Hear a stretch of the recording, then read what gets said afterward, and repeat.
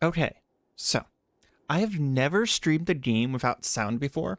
So we're going to try something, and it may not work. I am going to try and see if I can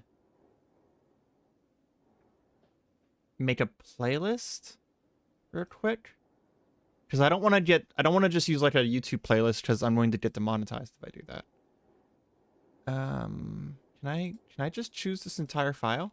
Ah, I can't. I can't make a playlist with OBS. Dang, that's unfortunate. I mean, I have an idea. There's a playlist on YouTube I'm allowed to use because I've asked for permission. But I don't know what it's going to be like because I can't take a moment to curate it. So, okay, this is going to be what's going to be happening. Yeah, I could probably... You're not wrong, Azale. I could probably just run a playlist on my computer and then run the music. But then that would get caught up in audio capture. But to be honest, like, if I use any footage from this stream, I'm not too bothered by it. I'm probably only going to use the footage, not the music, right? Or the voice, right? So I'm not too worried about... Well, here's the problem is that if it's copyright, Azale, it'll close my stream actively. Like, I could get in active trouble, not just in the VOD trouble. So I gotta be careful about stuff like that.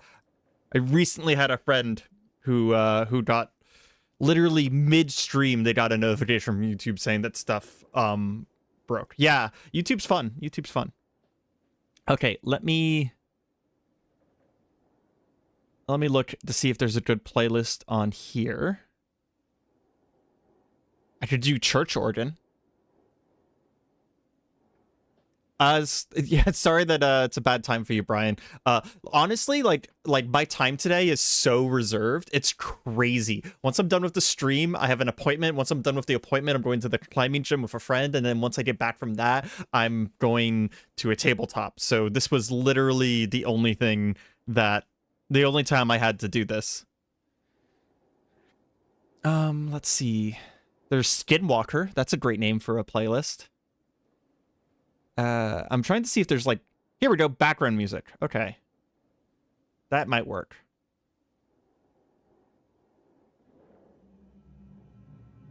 Can you guys hear that?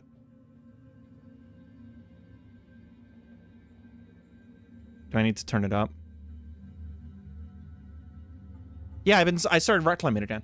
I'm actually really enjoying it. More importantly, one of my friends that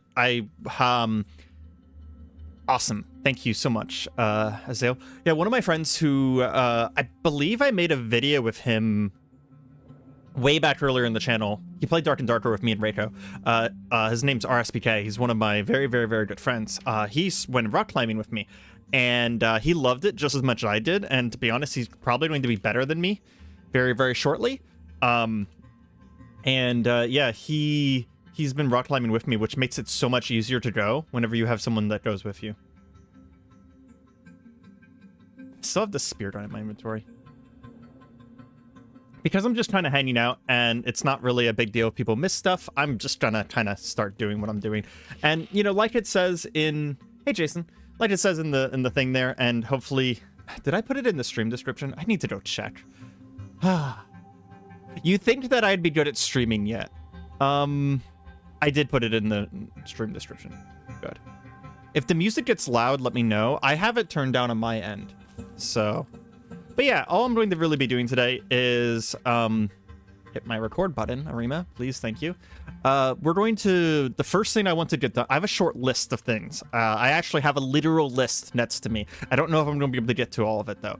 First thing I want to do is I want to come back here and grab my cart and then head to my place in the apartment here and see how much stuff we can get out. Actually, before doing that, what I should do is I should head back to Hubbo 1. Because someone in the comments pointed out to me that Cranberry in last episode actually did have a reward for me for the quest that we did, but I missed it. So we're going to go back and grab that reward, and then that'll be something that makes it into a video at some point. Oh man, you guys are going to see my awful canoe driving skills. I am so bad at driving this thing. I actually have run into multiple things now, and I just cut it out of the videos. I am really not joking. The first time we went to the Forge of Wonders, I beached it. I actually beached it, and then I had to spend several minutes fixing it, and then I cut it out of the video. Yeah, I'm really bad at driving in this game.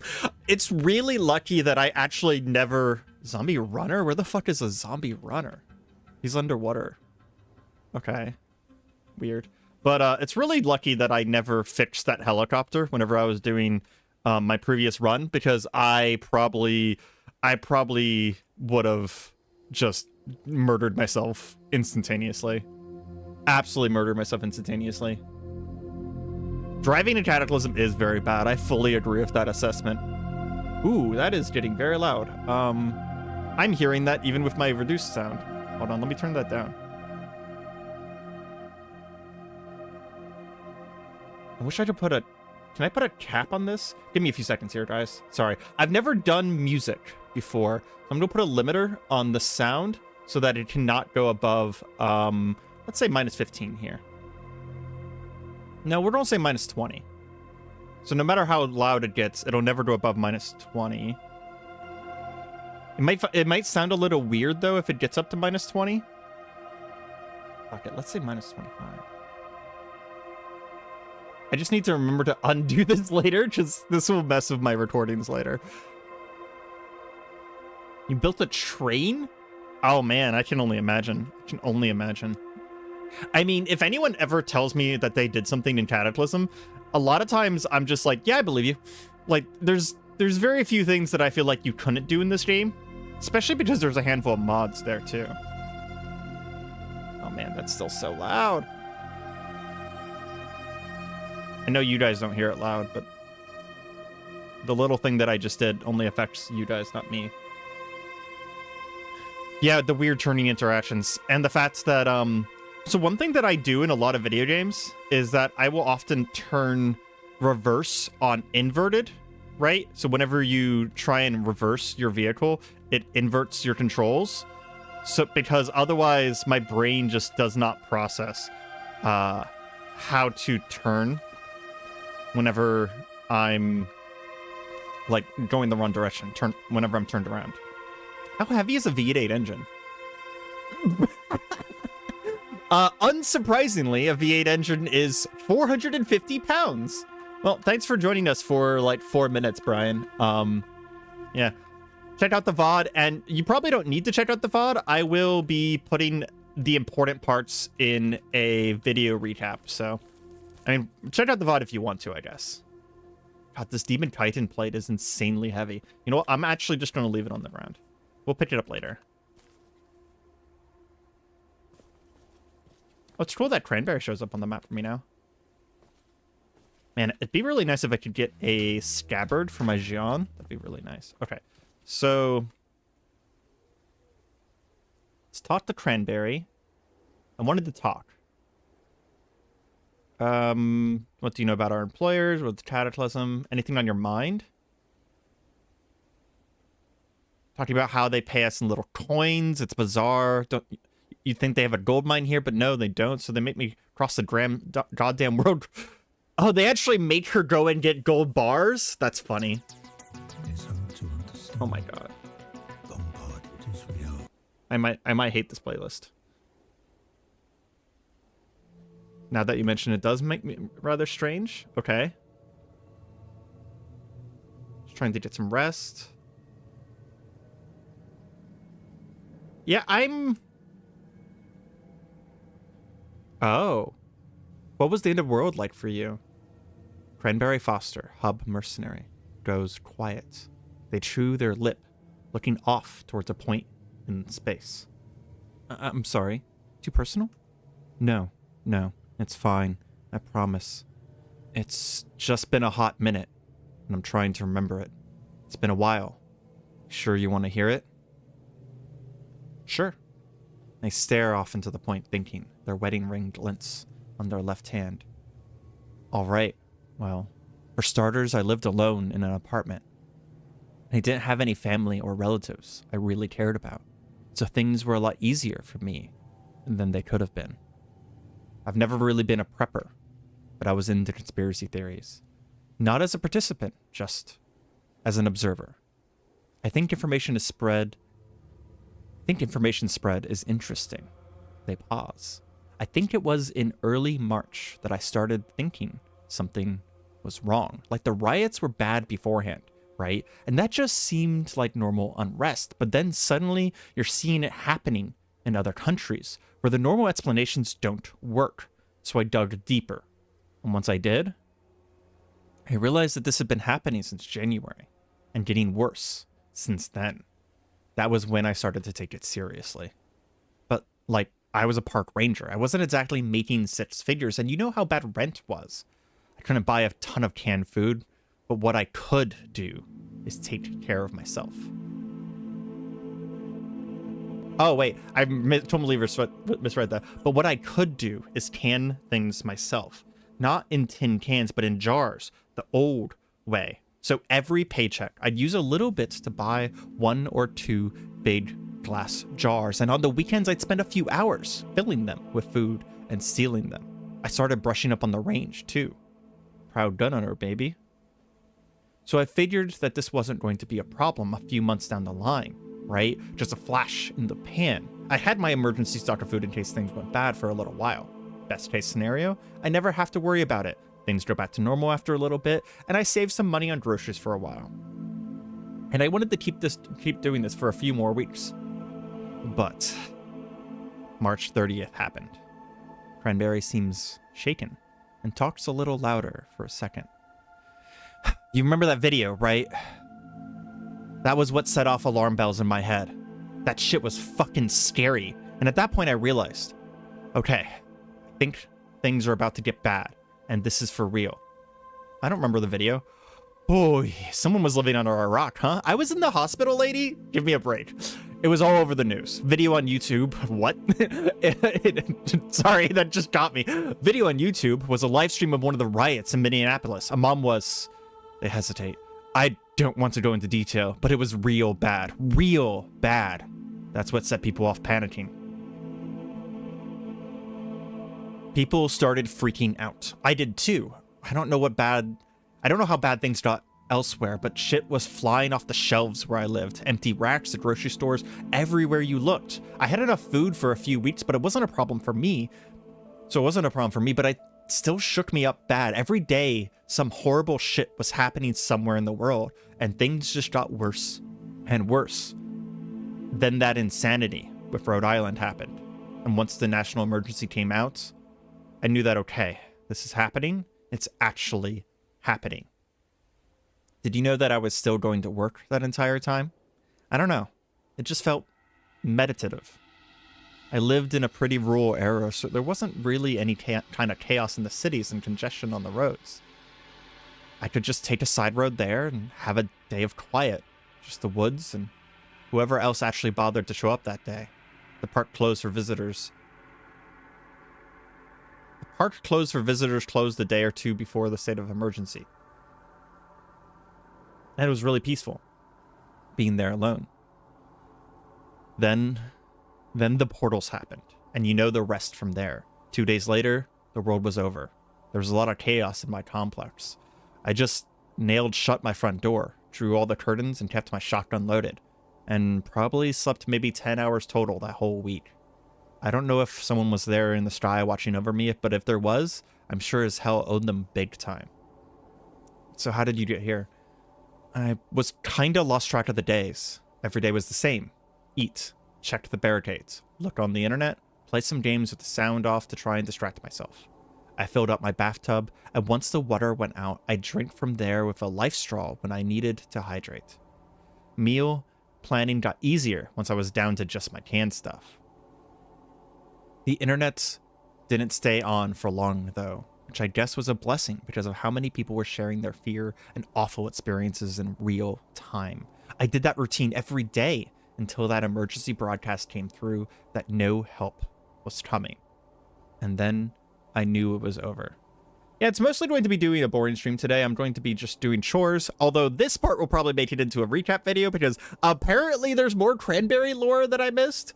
But yeah, hopefully you have a good day at uni. Porkzator, or whatever, however the fuck you say your name. I'm not gonna get it right, sorry. Continue listening. It took a bit for me to muster the nerve to leave, but I wanted to. Had to see, you know. It was a shock. Zombies just walking in the parking lot. Like, sure, I could look out the window, but it feels different up close. Inappropriate change of music. No. Playlist. Behave. There we go. Jesus. I had my knife handy and I didn't want to make too much noise. So that's what I used. I stabbed one of my dead neighbors in the neck that day. They smile wistfully. I threw up on my shoes after the first one, but it got easier. I'm sure Aiden thinks back to the time that he literally pushed a cop over a railing on his second day in the apocalypse. Yeah, it definitely gets easier. That was one hell of a fight. You can just yell in the middle of the conversation. Yeah, you could. That's a permanent option. It's really funny. My truck was still there and was on half a tank of gas. I thought, okay, this isn't going to be easy, but I can pack my food and the things I need to take with me into the truck and then drive to that building I know about that was so reinforced. They gesture around them. This building. The hub. So I got some stuff into a bug-out bag in the cabin, filled up the truck bed, and off I went. The roads were bad, but I'm not a bad driver. Zombies are slow. And the rest is history. Oh, if only, huh? No, not quite. About 5 miles away, I hit a bad pothole and skidded off the road and got stuck. That's not a problem on its own, but a few minutes into trying to get it unstuck, I saw a big furrow of dirt coming towards me and decided, you know what? Maybe I should get off the side of the road. So I grabbed my bug-out bag from the cabin and a little food from the bed, and I book it onto the road. Now, I don't know what this thing was, but it hit the truck from below and flipped it over. That was enough to make me say, nope, I can go on foot.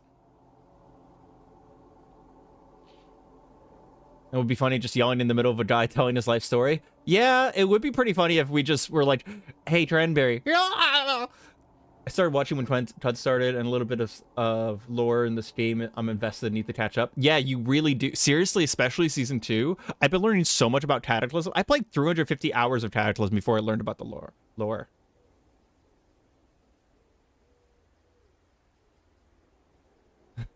I've never acted with this NPC normally, just ignore him. Yeah, I mean, they seem pretty cool, honestly. Like, I know I'm stopping in the middle of the conversation, but I'm being pretty chill here, and today we're not focusing as much on gameplay. But yeah, honestly, like the lore, Hubba 1 and Exodi lore is just like really interesting. I actually found the lore while I was playing single player, and then I decided to not do it. So this is all actually new to me, because as soon as I found out that Hubba 1 and Exodi had lore of Cataclysm in them, I actually immediately stopped that single player playthrough and decided, hey, I want to do this on camera. This is really interesting. Because I played the game for 200-300 hours before ever realizing that there was any storyline whatsoever. It's really cool. So I grab my bug-out bag from the cabin. Oh no, I already read that. Nope, I can go on foot. There we go. It took me a few days from there. I had a heavy load, and it was slow going. I slept on the road the first night because I was so freaked out by what I saw. But the day after, I got the nerves to walk through the woods. I had a tent, so it wasn't so bad. Every now and then, I'd run into a zombie or a wrecked car that still had some of them buckled in. I left my shotgun behind in the truck, so I got better at using the knife. It gets easier, you know?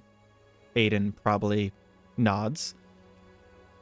A while later, I made it here. The gate was open, so I just walked right in. I tried the intercom, but nobody answered, which I'm sure you had happened to you too.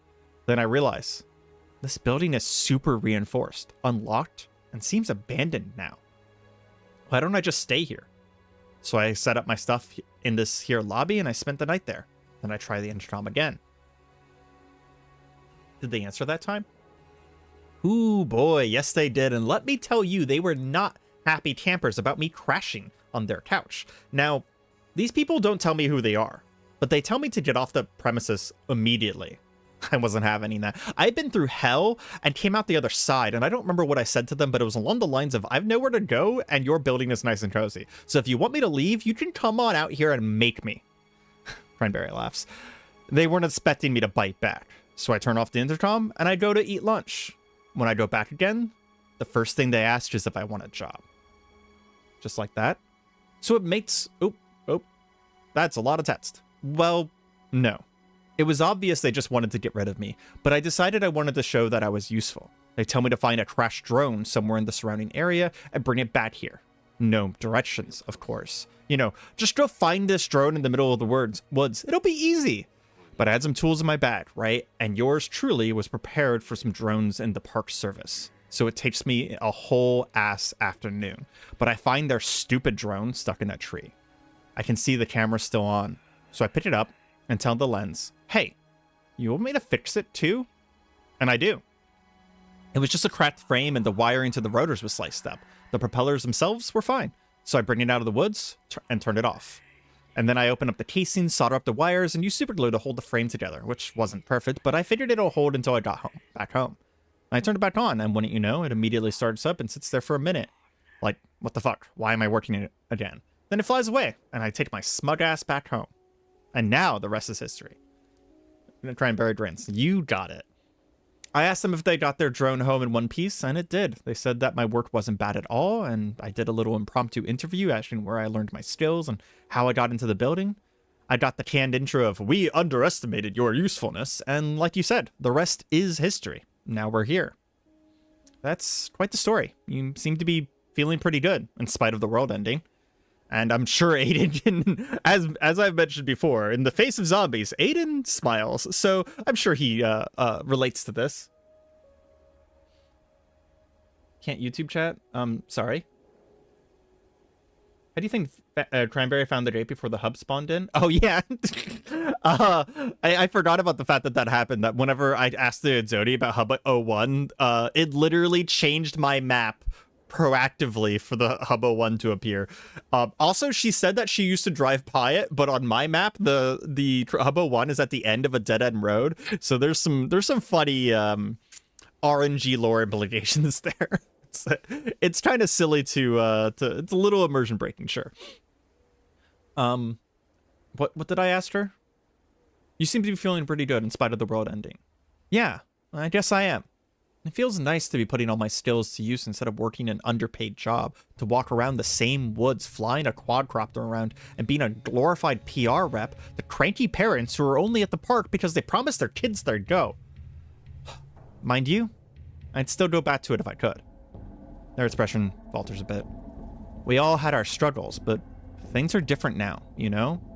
We get to worry about the future in a whole new way. An existential way that we never had to consider before. Not really. Sure, there was the Sure, there was the occasional newt scare, but as a society, we had things pretty good. Unless the dead stopped getting back up, I don't think things are ever going to go back to normal. Cranberry pauses for a moment, then shakes it off. But right now, I'm feeling at peace with everything, despite it all. Maybe I'm just in shock, and it all come crashing down one of these days. Things may get worse, but they may never get better. But I feel all right, and I think that's enough for me. Thanks for telling me. I will say, now that we know more about Cranberry, I actually think that Cranberry is the perfect ally for Aiden, and I might look into seeing if I can figure out how to recruit her permanently, because they have the same personality. They have the same outlook on the apocalypse, right? That the apocalypse is just a new world to live in, and there's no real reason to look back other than, you know, in wistful moments around the campfire. Oh my gosh. This playlist is very random, so every once in a while I'm going to stop to fast forward through a song. I'm using the Coad music, which I've already topped the Coad. He's another YouTuber who makes copyright-free music, so I figured that this is probably safe. Thanks for telling me. Cranberry Foster, the hub mercenary, smiles at you, genuine and warm, and feels nice to tell it. You're welcome. We spend a while in silence. I think I've been lied to. I don't see a reward for the mission that I did. Want help with anything else? No missions? Wanted to talk? What do you know about our employers? Already talked to them about that. We can assess their personality.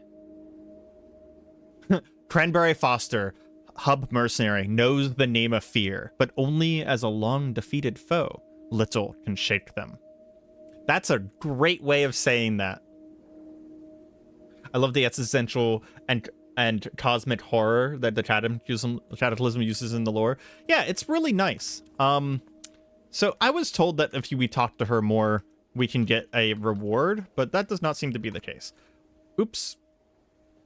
I didn't mean to yell. So one other thing I wanted to do is that I was told by some comments.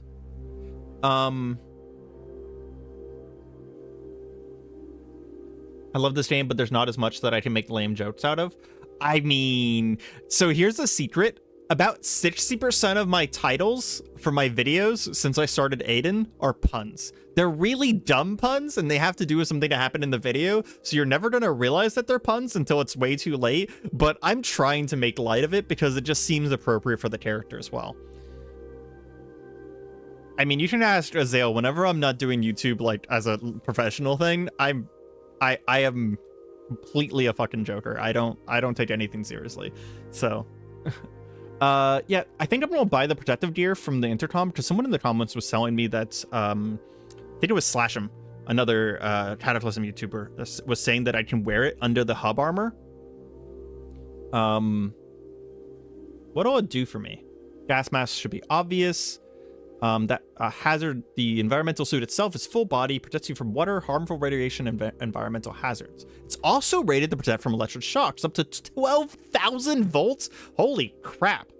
Oh, here we go. Bear in mind, the suit isn't armor. It will keep you safe from the environment, but it's just no max, and it won't protect you from anything stronger than a punch. The modular defense system is designed to fit over it, so I'd urge you to bring both. It's fighting. Oh, deal. Take the fucking coins. Take the fucking coins. That is top. That is top tier. Okay, so let's take off the jumpsuit. T for take off, and then go back down to the bottom, and we... Oh, wait. It says that it's poor fit. Hold on. Can we activate it?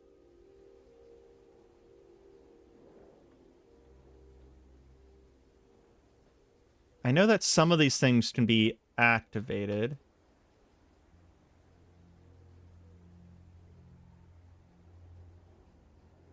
No, this one can't be activated to...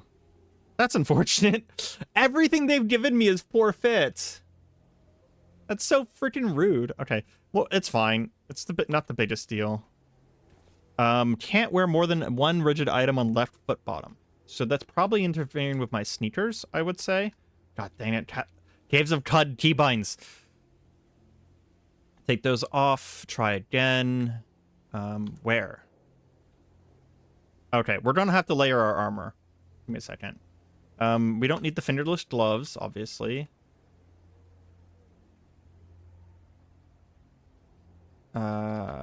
Is it messing with the army suit?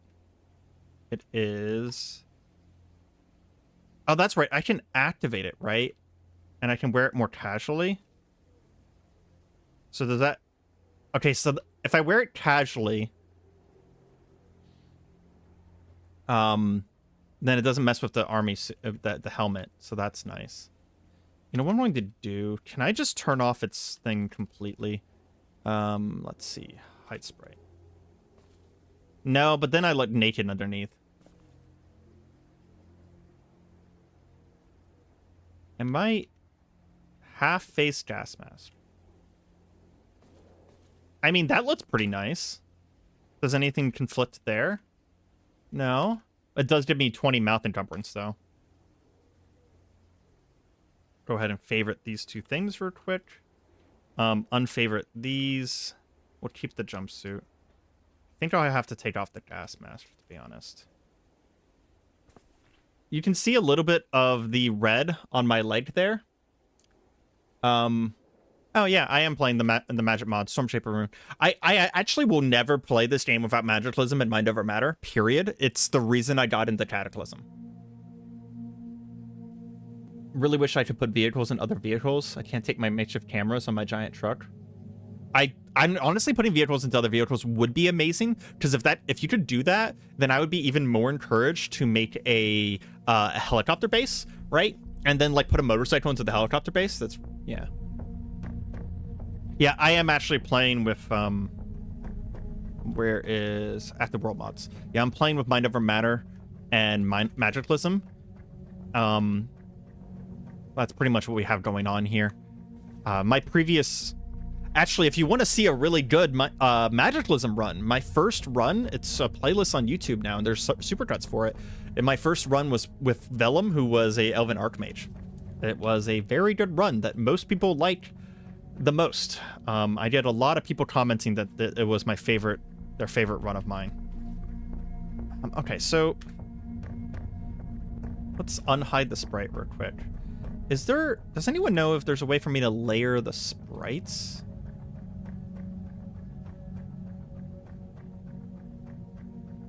Like, I just want it to be under... No, I don't think I can layer the sprites, can I?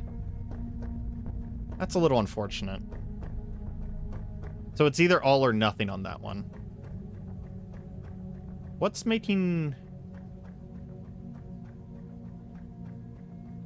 So the modular defense platform itself is the thing that's on my chest there.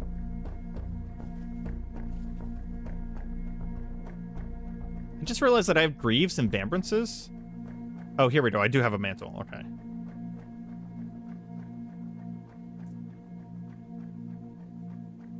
Yeah, I don't know. I don't like the fact that it shows my legs like that, but I don't know if I have a way around it. I do like the idea, though, that whenever we go into a dangerous place, we can, you know, activate this, turn it back on, and then we can have, like, the gas mask, right? And that's a pretty cool look, to be honest. Like, that right there, that's a pretty cool Apocalypse Survivor look.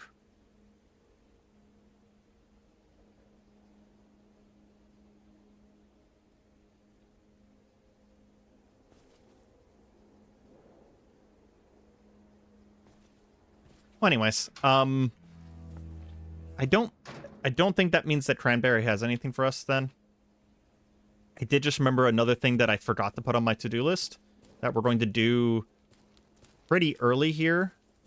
Where is my boat? There it is. Nomad playthrough with an amphibious truck where I store and craft everything. Ooh, amphibious truck sounds like a lot of fun. I am going to head up to... Turn on F. There we go. I'm going to head up to the Forge of Wonders, because if I'm going to be transferring stuff, I need to clear out my boat a bit, and my boat is completely filled with Demon Chitin right now. So I'm hoping that people were correct that I can sell this Demon Chitin, and we're going to head up there and see if yeah, stop driving. See if we can get around to selling that.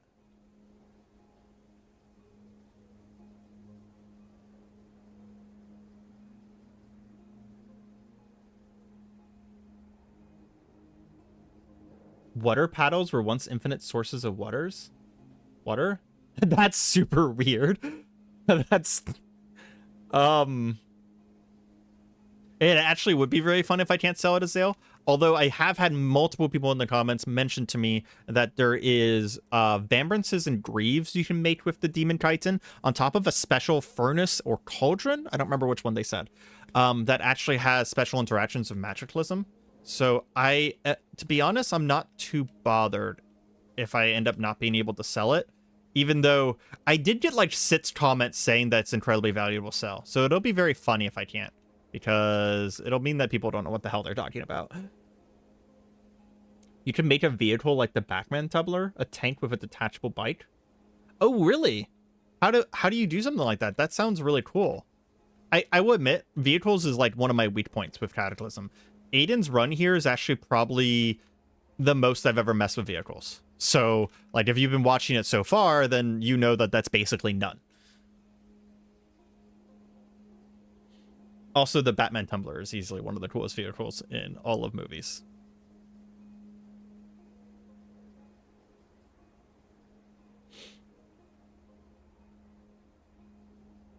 Keep pressing the wrong button. Freaking Cataclysm.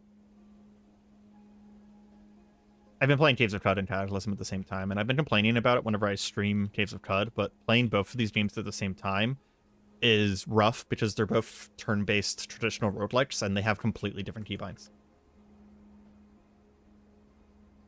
And Caves of Cud has kind of different requirements than Cataclysm as far as keybinds, so I don't want to just change my keybinds. Like, I've considered it, don't get me wrong. You need bike racks on the vehicle. So are you talking about like a bicycle or a motorbike? Like whenever you say bike, because I'm realizing that we need to clarify that now. Because if you're talking like a motorcycle attached to a car, that's like top fucking tier, right? Like that's what I want. That would be an amazing later goal for this run, like a mid to later goal from where we are now. Because I do want to, we have this giant lake at our disposal, right? So I like enormous lake at our disposal. There's so many things on the edges of this lake that I do want to get a running water vehicle going first. We do still have this water vehicle that's over here at this freshwater research. I just have to find, it's actually that's probably on my list for today, is I want to find controls for it. Like literally the item that's called controls and pull them out. It's a Quetzalcoatlus. That's a giant fucking dinosaur. That's a Quetzalcoatl. And I want to see if I can repair that motorboat. And then if there's people in the chat, I mean, it sounds like Wajim and Daniel here. Wajim? Wajim? I don't know how to say that. I'm learning some Chinese pronunciation, but I don't know it very well yet. But if there's some people in chat here, I might actually get your guys' help on how to do some of the stuff I want to do with vehicles. I want to see about getting solar panels and an electric motor on one of those motorized cars, because I don't want to have to worry about gasoline, because one of the major attributes of No Hope is that gasoline is like beyond rare. Am I going to stop the lighthouse? Maybe eventually. Not right now. It's kind of too far out of the way. I have a small list of things I want to get done, so new exploration is not going to be on our docket for today. Any kind of new exploration I'd rather do in a video. That's why I say that's a chill stream. It's because we're not going to be doing kind of like new stuff per se. I'm just going to be basically doing chores. If there's is there a chance that you can find tanks in the military bases? Yes. Are they absolutely OP? No. For reasons. They can be OP, but if you're playing vanilla, they have a chance to be repaired. And someone in chat might be able to correct me on this, but AI tanks aren't in the game anymore, right? Like they got removed sometime before 0.H. Like I'm pretty sure that that's the case, that AI tanks don't exist anymore. Because if AI tanks do exist, they're pretty fun. And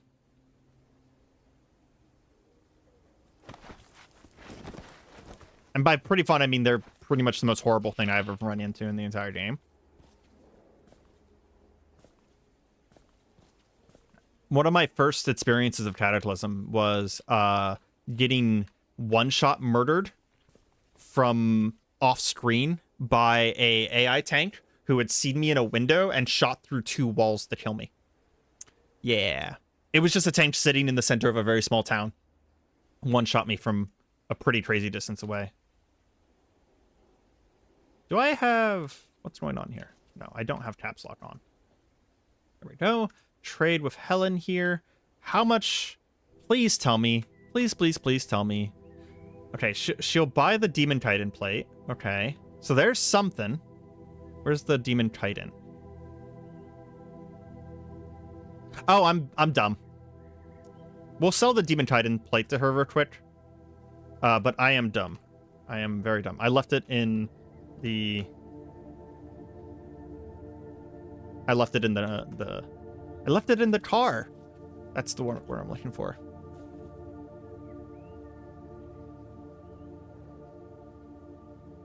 You could travel with a big vehicle and carry a foldable smaller vehicle for exploration. That's not a bad idea. You know what I could do, Daniel, is I could just, because I'm a technomancer, I should just get the mojo cycle spell, right? And not worry about my car, right? So much as, you know, whenever I get out, I just summon motorcycle, right?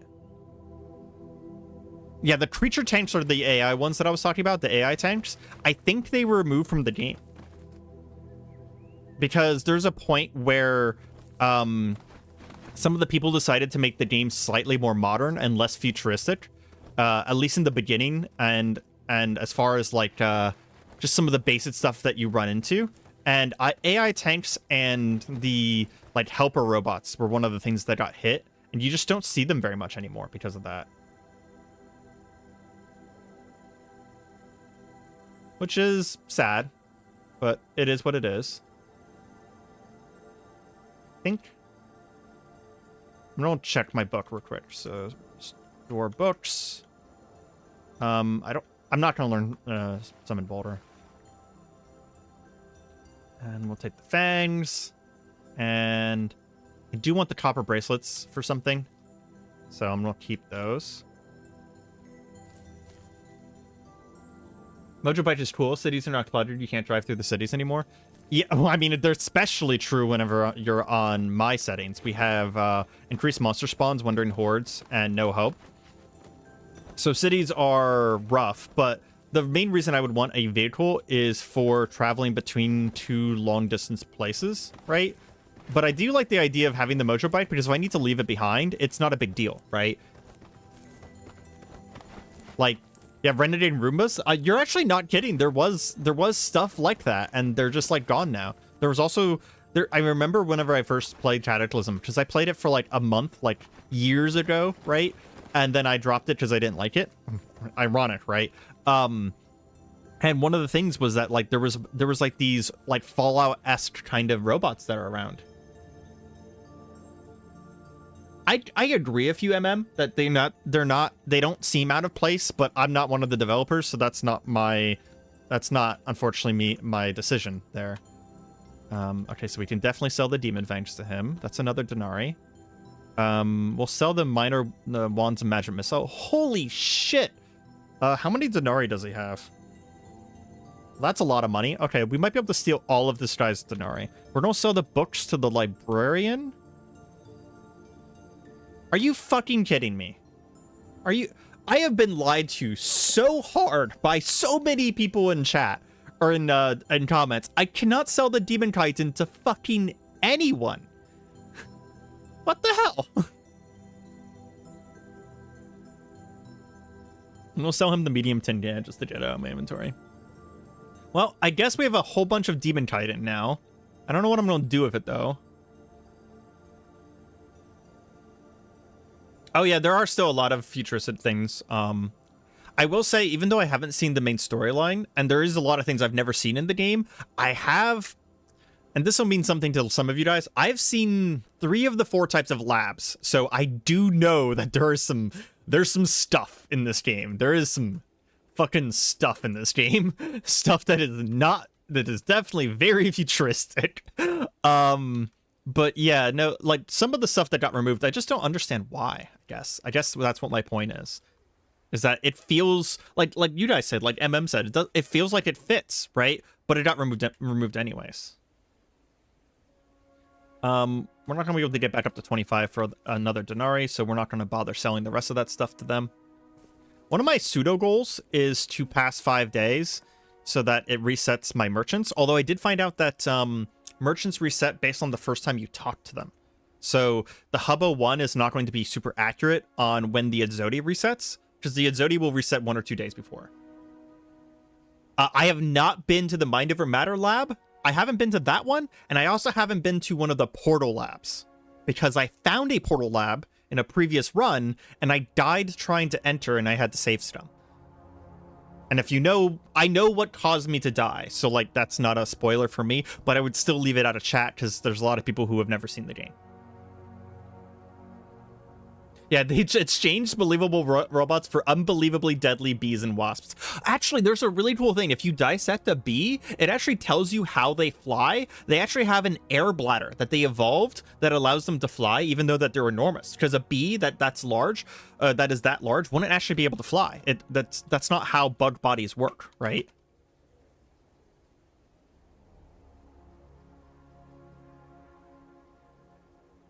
Let's see if they have, ooh, they have analysis of black dragons.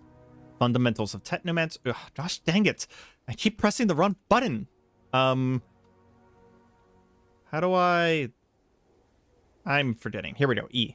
That's synaptic stimulation. Animated blade. I think I already have this. Read stored books.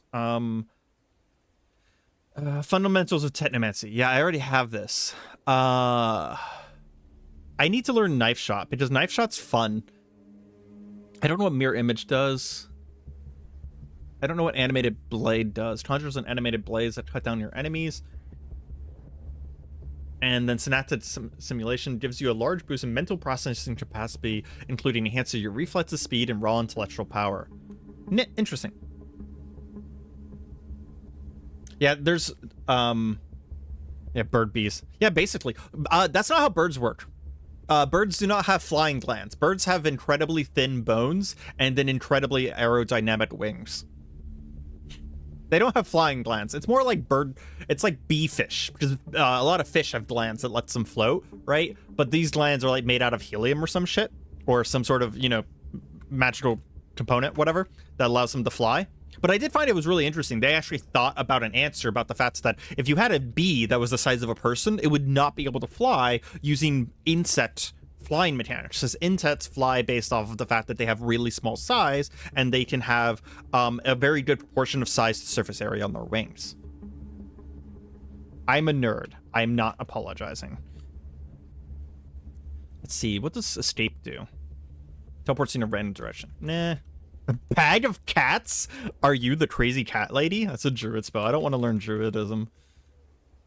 Copies of magical beasts. Crystallized mana. Flesh pouch. Ugh. Holy blade. That's how you summon the lightsaber.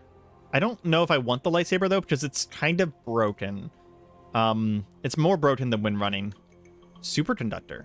Create arcs of devastating electrical charge in the area around you, roasting everything within. So, you know, if we start getting Storm Shaper spells, one of the things about Storm Shaper is that it combines all of the levels of all of the spells to give you electrical resistance. It might be a really good idea for us. Wind Strike, I mean, Vellum proved that Wind Strike's really, really good. Phase Door. Jolt.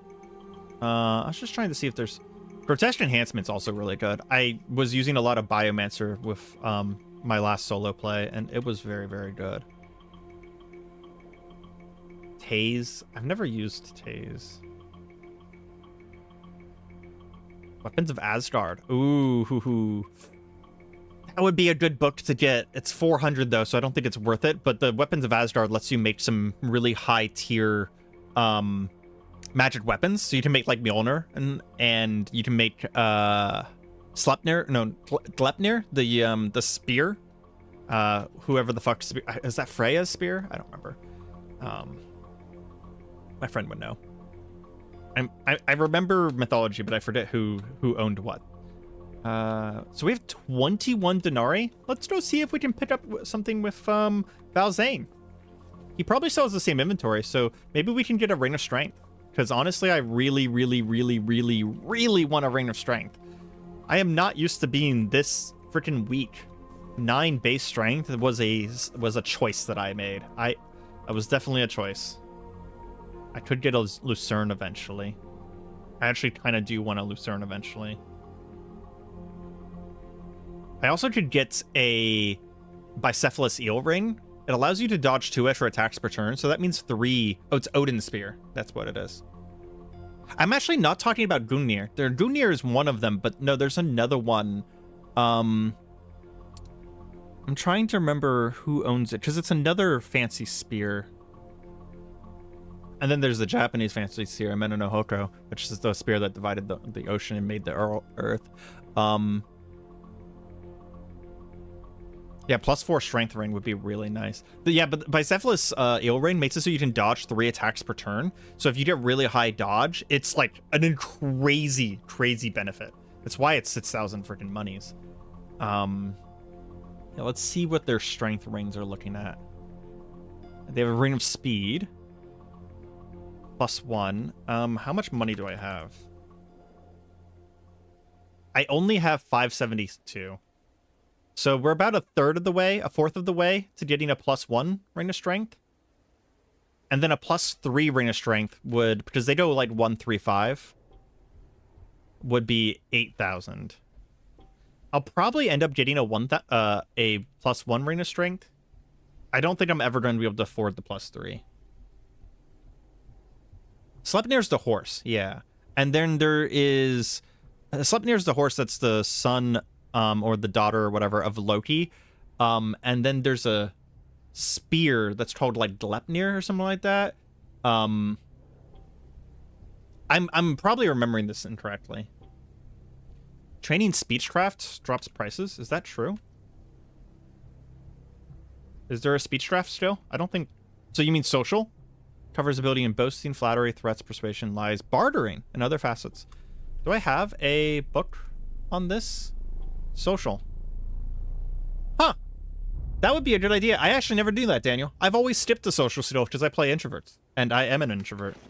That's... Whenever we're looking at prices in the 8,000s, so that's going to go on our list. So one of the things on I can't put the list on screen because I'm going to be using this footage and I don't want a random list on screen for my footage in the future. I don't mind my little symbol in the bottom right, per se, but I don't want a list on screen. So one of the things on my list is that I do want to study spells after we get moved into our house, right? So the next thing on our list is going to be to drop by our house, drop off everything we can, and then we're going to go and see about moving our stuff from our apartment. Always try to recruit NPCs to train the skill. Is that... I don't know if that's actually good advice, Daniel, because I've tried to recruit NPCs in the past, and failing to recruit NPCs can sometimes cause them to attack you. Gleipnir is the rope that bound Fenris. Okay, yeah. I was about to say, I know that Gleipnir is a thing, and that it is a magic item that they use in video games sometimes. So I knew that that was a thing, but I was misremembering it as a spear. Because Gleipnir has been a magic item in multiple video games, and then I later learned it was actually from Norse mythology. It's a rope. Thank you. I knew I wasn't going insane. I just wasn't remembering the name to the item correctly. Okay. This is slightly off topic, but is on topic for the Norse mythology thing. What is the spear that dragoons use in the Final Fantasy? Like is that Gungnir? That is the Nordic spear that dragoons use? Because I know that they use a spear of a Nordic name as like their traditional weapon, if you want to say it that way. Okay, I don't like this song. Skipping it. I wish I had a better way of skipping. I have to like Alt-Tab. Oop, I just clicked another link on my desktop. So Vintage Story is starting up. Give me a moment. That's really funny. Social will drop prices significantly. Yeah, that is really good news. And it might be the tip of the day, Daniel, unless someone else gives me a better tip, because that's wild. What if they added Jormungandr as a creature in the lakes? If they did, I really would love to see, what game was that? I just recently played a traditional roguelike this year. I think that was Tangled Depths or whatever that was called. I played a traditional roguelike this year that had multi-tile enemies, where there'd be one enemy that actually takes up multiple tiles, and they move like a snake, right? That's actually something I wish they would do in Caves of Cut, because they have salt krakens, right? Or saltworms, and it'd be really nice if the saltworm actually took up multiple spaces, because they're supposed to be enormous, right? They're basically dune worms. But like doing a Jormungand as like a multi-tile snake in the water would be so cool. And just do it like have the description be that you never see both the head and the tail at the same time, so you have no idea how big it is. Because Jormungand is supposed to be a snake that's as big as the world, right? Hello. Welcome to the stream. We that's funny. You see a goose. Would you like to stop driving? Yes, gooses are awful. Gooses are the most aggro thing out here on the water. We are... Ooh, Aptosaurus zombies. Quetzalcoatlus. Quetzalcoatl. I don't know how to... I know Quetzalcoatl is the god, the Aztec god, but I don't know how to say the name of the dinosaur version of that word. But yeah, we're just... Wish that dinosaurs in CDDA were multi-tile. Yeah, that'd be amazing. Especially because it's awkward that, like... It's hard to tell what tile they are, although I will say one thing that they did do is... Oh, you know what? I was going to check the freshwater research station up here. You know what? Let's do it before we're too far away. But it's awkward that it's not multi-tile, but they did do a good job that they have reach. So whenever you get within the reach of what the tile looks like on screen, they usually can hit you. I do have time. Let me actually double check before I say yes on that one. Active world mods. Yeah, I do actually have the extra tameable wildlife, so we can tame dinosaurs. Certain dinosaurs. I don't have this confirmed, but I have tried to tame a raptor in the past, and I could not. I tried many times. I actually made in a single playthrough, I made a save state, turned off autosave, and then I spent an hour trying to tame a raptor, and I could never seem to get it to work. But I thought that it was possible. Careful to not one day step on your boat while exceeding the weight limit. Oh. Is that a thing? How do you see the weight limit of your boat, Daniel? I didn't know that there was... I know that you can, like, let me hit examine vehicle. I know that down here it says boat floats, right? But I don't... And there's a cargo volume. And there's a mass. But I don't know how to find the weight limit.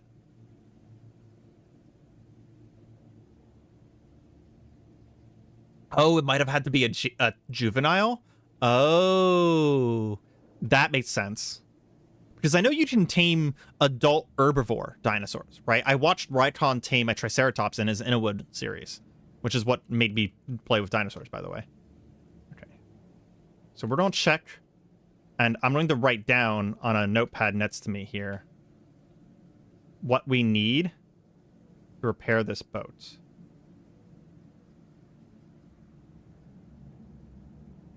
Coming into dock on these things is so harrowing. We're going on quick save real quick. It will say floats or not. A lot of dynamos are only tameable. So if I find a baby raptor, there's a chance I can tame a raptor. Because that would be like a dream come true for me.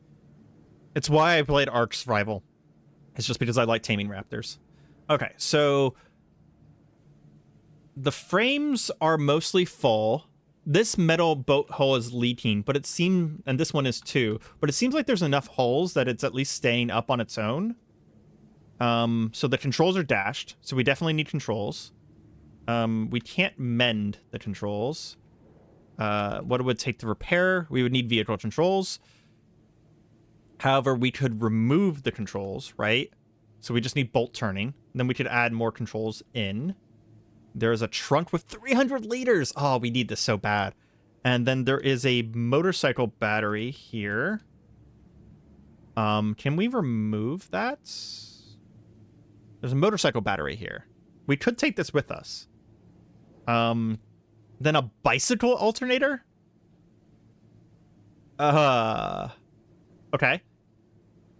1-cylinder engine, but it requires gasoline. And it currently has no gasoline, question mark? Vehicle tank, 60 liters. Where's the vehicle tank? 60 liters. I think it's empty.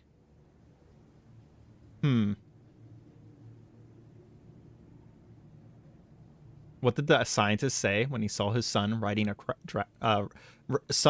raft off the shoreline? Buoyancy. That's funny. There's a quest line that awards a small dino. I know what quest line you're talking about, but isn't that dino like a cyborg or something like that? No, it's a zombie. It's a zombie dino, right? Because you're talking about the eaters. I once tamed a baby Tyrannosaurus and rode it into battle. Fucking Cataclysm. I love this game. That's wild. Okay, so if I'm looking at this and I'm understanding this correctly, the only thing that I need for this is I need gasoline. I need to charge the motorbike battery, which is pretty easy to do. I can just bring that with me right now. And I need to replace the controls. Okay, I'm going to quick save real quick. Make sure that I'm doing this correctly. And then we are going to remove the battery there. And bring that with us. To remove battery. Okay, we'll bring that with us. And I'm right, right? I don't need to do anything else here. It'd be nice to repair these frames, but we actually can. The only thing, so even though we have all that red, we actually have plenty of steel back at the apartment. We have enough welding rods and wires, and we do have an arc welder, but we don't have Mechanics 5. That quest rewards multiple dinos. It's just super annoying to control them. Yeah, I'm probably just going to leave them in my house and, like, have them around my island, right? I'm not going to, like, actually, like, use them in combat, most likely, unless they're a mount. I will use one if I get one that's large enough to be a mount. Getting mechanics experience is tough. I am aware of that, but I have a trick for that one of my friends taught me. I know how to get at least to a certain amount. Fortunately, I already have Mechanics 2 for controls because I knew what I was going to be doing this run, and I intentionally started with Mechanics 2. Like, that was a thing that I actually chose. And I got up to 3 by reading books in downtime near the beginning of the game. Because, again, I knew what I was going to be doing this run. Okay, back out slowly. And then we're going to use... No, we're not going to use that to turn because that can get dangerous. We'll come out a little bit first. There we go. He wants to make another impossibly ran entertainment park. Yeah, it's on an island and everything, too. From what I understand, life does find a way, and it always works. There's no times whenever you had a bunch of dinosaurs on an island that it didn't work. Hey, Tomato. On the stream. Yeah, I don't know how to get mechanics above 4 easily, but I do know a trick to get mechanics to 4 really quickly. That's something that Mahari taught me. Mahari has played so much more Cataclysm than I have, and they're pretty much the person who introduced me to this game. Although Rykon's the person who convinced me to finally play, because I watched Rykon play with No Hope, Mind Over Matter, and Magicalism, and I'm like, oh my god, I need to play this game. This is way cooler than I thought. Pretty good. Have I played Kenshi? Yes. If you know Kenshi well, I will say that I had a solo skeleton run where I took down all of the Inquisitors and the Phoenix. So I have played the shit out of Kenshi. I actually am thinking that once Caves of Cud is over, once I beat Caves of Cud on the channel, Kenshi might be a thing that I play on the channel next. Because it's another game that I could, like, do pseudo roleplay runs, right? The only problem with playing Kenshi is that Kenshi is even worse. What are those? Pteranodons. Think we're faster in the boat. They get close, I can force push them.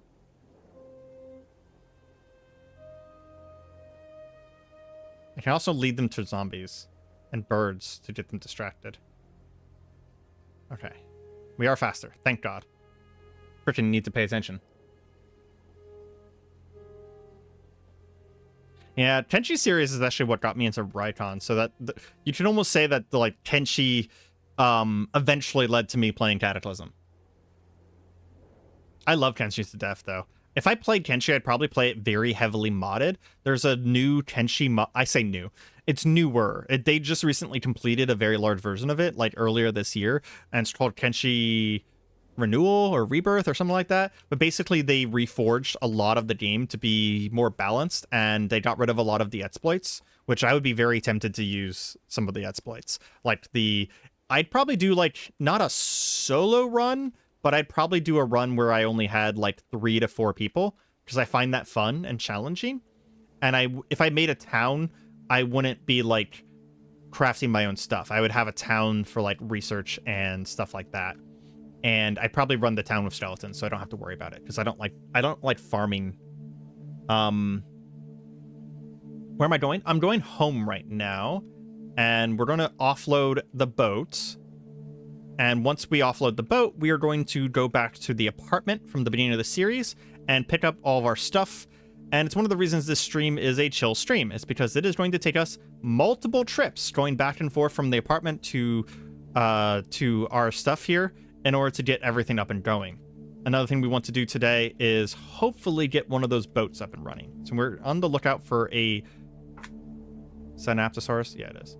We're on the lookout for a vehicle that has fully functioning controls, like the block that's literally called controls. I'm worried about oversteering here.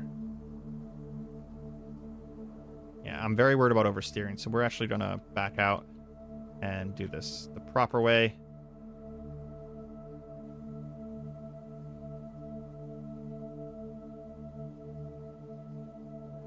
Aiden's not very good at driving yet, so he actually oversteers a lot, and it's going to get me in trouble one day. Let's see.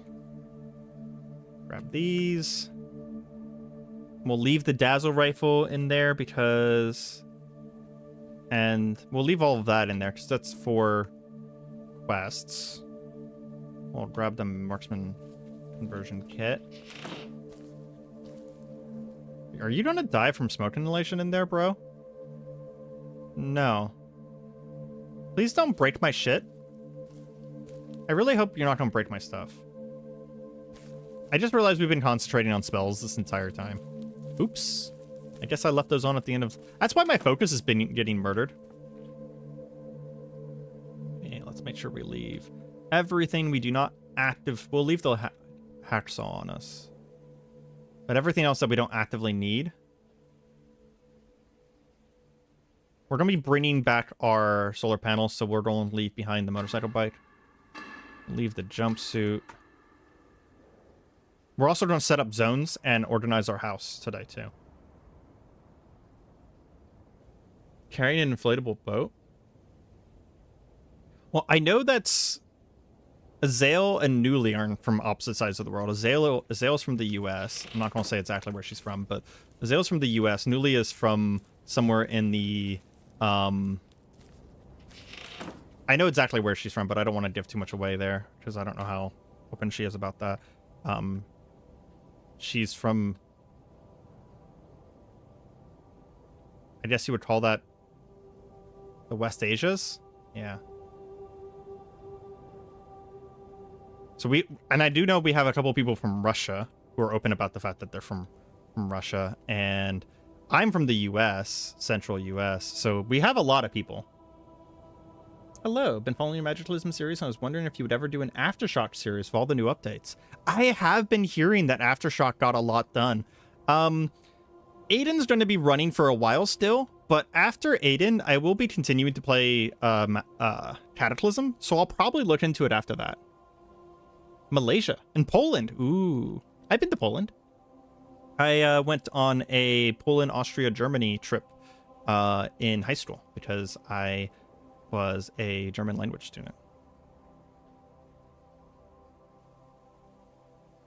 Brazil. Ooh, very nice. And Pakistan. Yeah, we have a lot of air. Oh, we also have someone from India that hangs out sometimes too. So we have a lot of world. Oh, that's a lot of zombies. We have a lot of world representation. Did I like it here? Yeah, I actually, whenever I did the Poland, Germany, Austria trip, I liked Poland and Austria better than Germany, even though the reason we were there was for Germany. Germany had some cool stuff. Like, I liked the churches. We went to, shit, what is it called now? There was a really cool church that I liked because I really like architecture. There's a really cool church in West Munich, and we also went to Neuschwanstein, which is the castle that the Disney castle is based off of. I will never forget the fact that Neuschwanstein has a danger door. By that I mean there's a door that if you were to open it and not pay attention, it immediately goes off of like a enormous, deadly cliff. Like you just walk out this door, you would die instantaneously. And I don't remember why it has that, but it does. It's a thing that Neuschwanstein castle has. Go look it up. It's really funny. Neuschwanstein's a very, very beautiful castle. It's basically cliche fairy tale castle. We didn't go to any, like, whenever it came to Poland, we were kind of just passing through. So we stopped at some small towns, and I honestly don't remember the names of the towns, but I did have really nice Polish ice cream. It was really, really good. I also accidentally called an Austrian person German, and they threw me out of their store. I also bought a greatsword. Called to the door to the other side? Yeah, pretty much. I would probably put a sign there saying the first step is a doozy. But I'm stupid, so...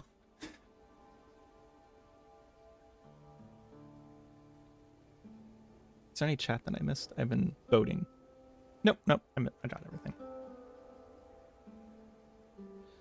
I'm actually hoping... Man, it's 8 a.m. in the morning in game right now. I was hoping to do this travel through the city at night, just because I kind of want to avoid too much conflict.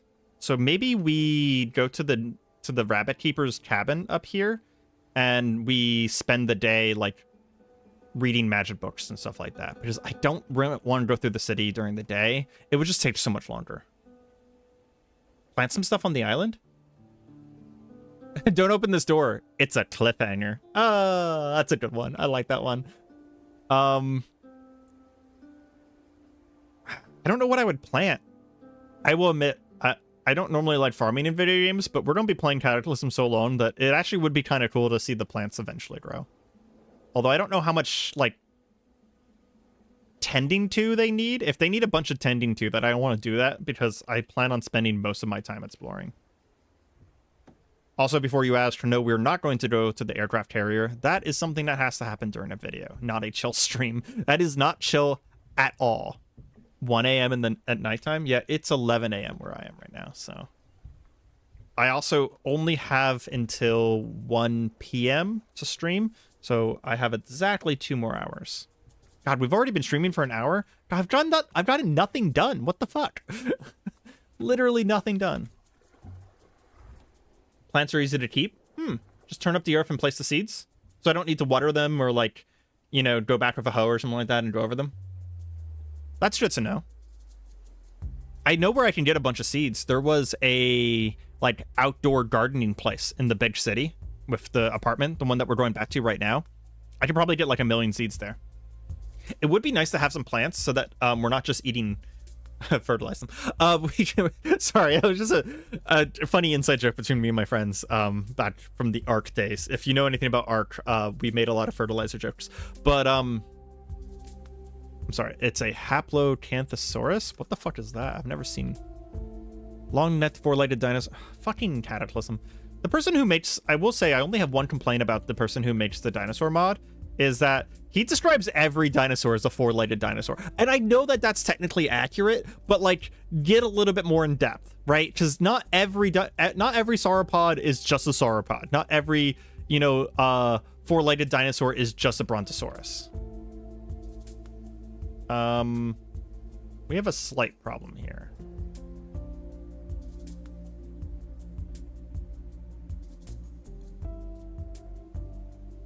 I need to get around these guys and not attract them to where my landing zone is going to be.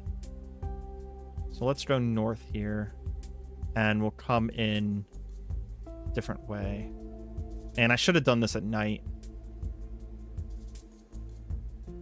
It's worth it. It's a lot of food. Plant everything you have. With seeds I got for, like, challenge and goal, I know the vault with all the seeds from all around the world.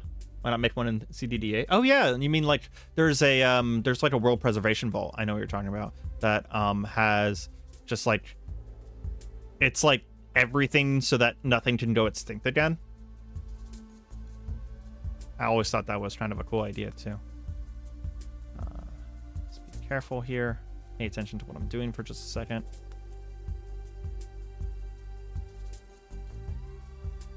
I don't mind because there's a lot of dinos to make custom descriptions. Yeah, but at the same time, I mean, I see where you're coming from because they did add a ton of dinosaurs, right? There's my cart, so that's where I'm going to be landing. Go ahead and slow down.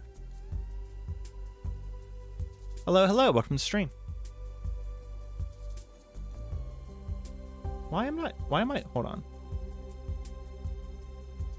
For some reason, my thing wasn't logged into chat.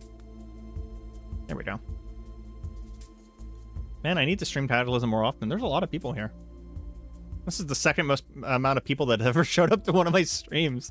That's really funny. And here I am just fucking chilling and playing Cataclysm. Anything here I care about? No. I'll go ahead and grab the cart. We're not going to actually head straight into the city right now. We are going to rest at the house here for just a little bit because I don't want to go through the city unless it's nighttime. Flame throwing zombie dinosaurs. You know, that doesn't surprise me because it's Cataclysm. Okay, here's a question. Can I take this with me? Let's see.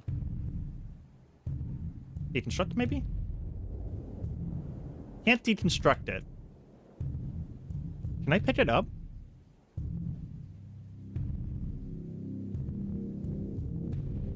Can't put items there.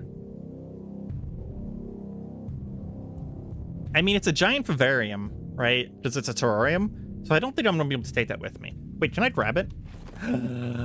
I can grab it. I could just move it. The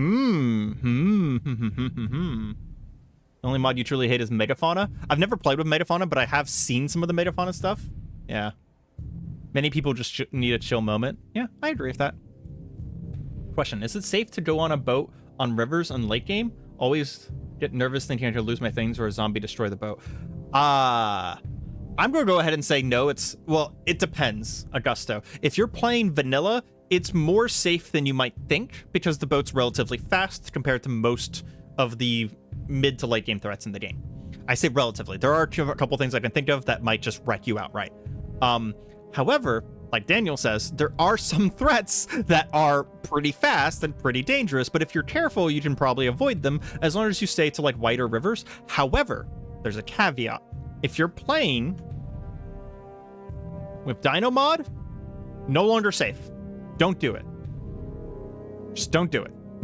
If you have Dino Mod, it's not worth your time. You will run into things that you cannot handle, and they will be covering the entire river. Because dinos in the game, they like water, they like swamps, and they like rivers. So your rivers in all of the Cataclysm in Dino Mod are just going to be like this river right here is just going to be flush with dinos the whole way down. Because dinos love water. So if with vanilla, you're probably fine up until like, I would say like autumn or winter of the first year, then when you're going to get some pretty interesting evolutions that might shoot it. It's less going to be that they're going to destroy your boat. It's more likely they're going to shoot you from range, which starts happening more and more. I don't like this song. Let me skip. But yeah, Dino Mod makes it especially dangerous. Okay, so we're going to wait till nighttime. No, I don't want to sleep. I want to read sword books. And we care about mechanics. Someone did point out that we need social, so we're going to put that on our list. I'm making a, I'm going to favorite a bunch here and make like a training list. Nope, skipping this song too. There we go.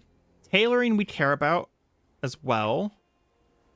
If we find a pistols mag, someone said this, maybe people in chat can confirm. They said that the H&K, the MP5 that we have, counts as a pistol. It says still used submachine guns, but I don't think there is a submachine gun skill, right? There is a submachine gun skill. Okay. So that's not part of pistols then, right?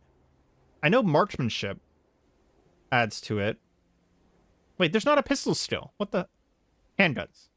Yeah, but we have 0 skill in handguns, so I don't think it's actually a handgun still, or else we would have been gaining handgun.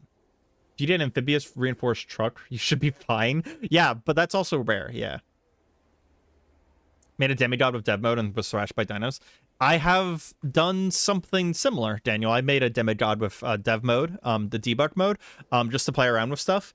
And I accidentally gave myself infinite intelligence, and I cast a mana beam, and it blew a hole through the buildings. Because most of magicalism scales with intelligence. And I was like, oh, that's silly. So, yeah, we don't need...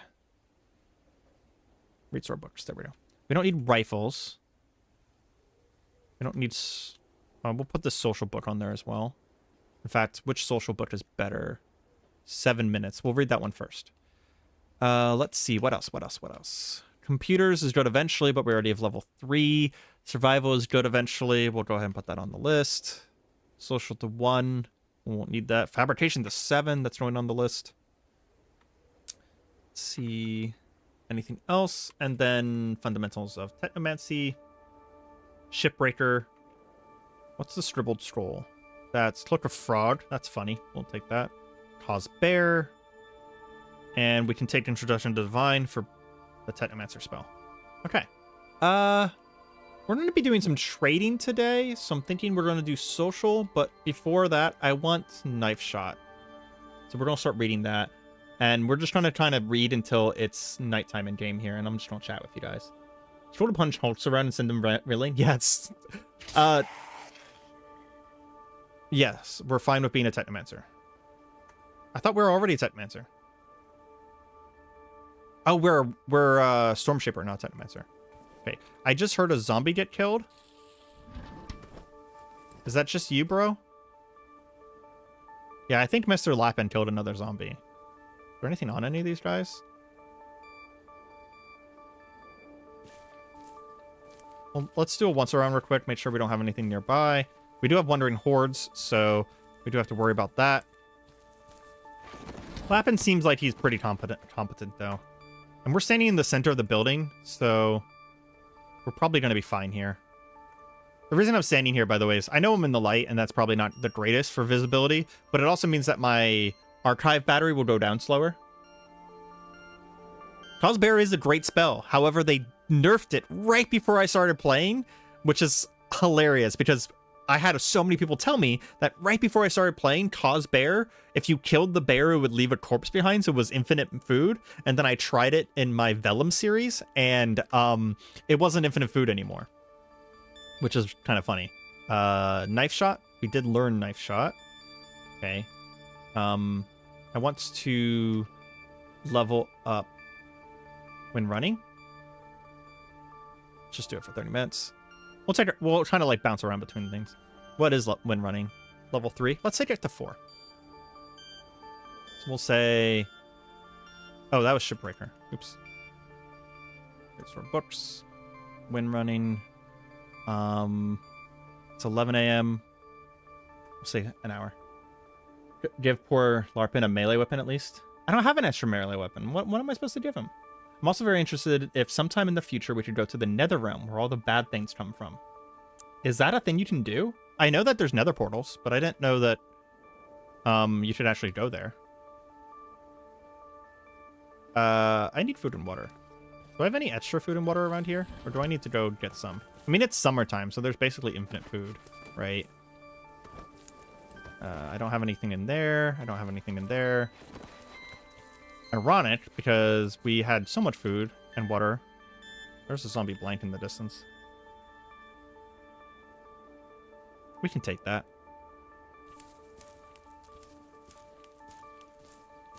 Get closer. Okay. Yeah. Perfectly fine. Food. Food.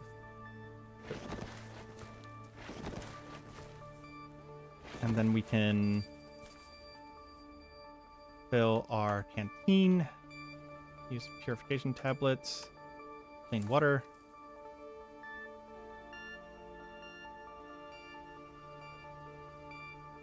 Ooh!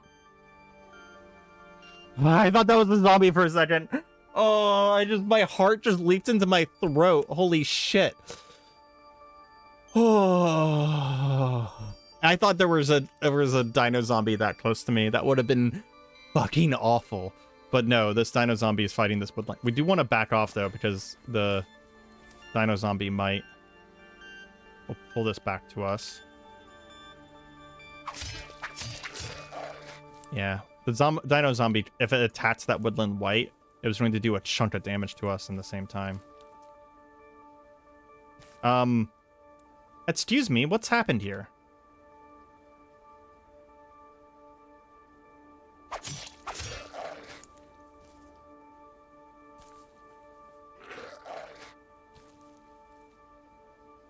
Let's go ahead and buff ourselves with wind running. I don't want to fight that guy. Yeah, why did these guys all find me all of a sudden? That's super weird. Bike helmet. That's plastic. I'm looking for things out of certain materials right now, and I don't know what all the different materials are. We're looking for, what is this? Kevlar, high carbon steel, thermoplastic resin, lycra, and Nomex. How do we refit? We have to refit it with Kevlar. Wow. The environmental suit is going to be impossible, but we have Kevlar and synthetic fabric, so we can refit the modular defense system relatively easy. Because both of those are pretty common. But high carbon steel and thermoplastic resin, I don't even know how to get thermoplastic resin. That's wild. No, I'm saying that if they eventually add that, that would be really cool. There's a mod, I forgot what it's called. It might be Aftershock, it might be something else. There's a mod that takes you to like alien planets. I think that'd be really nice. Give him a combat knife when I get one. That's not a bad idea. We're gonna run, let this guy get closer, and Yeetus Deletus.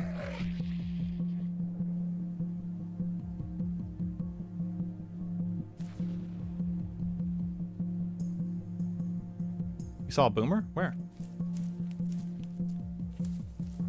I don't see a boomer. What's this made out of? Cotton. Ooh, there we go. Lycra. How it's heavy is it? Like nothing. If we get a lot of soap, it'll be very easy to wash stuff back at our island. That'll be kind of nice. Aftershock, yeah. Mod has really OP weapons. Aftershock Exoplanet. Yeah, if I play Aftershock, I'll probably play Exoplanet, to be honest. Because that sounds really fun, to just have a whole new world. Oops. Pay attention to what I'm doing.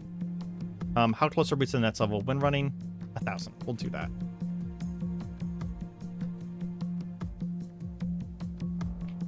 Yeah, Exoplanet sounds like a lot of fun.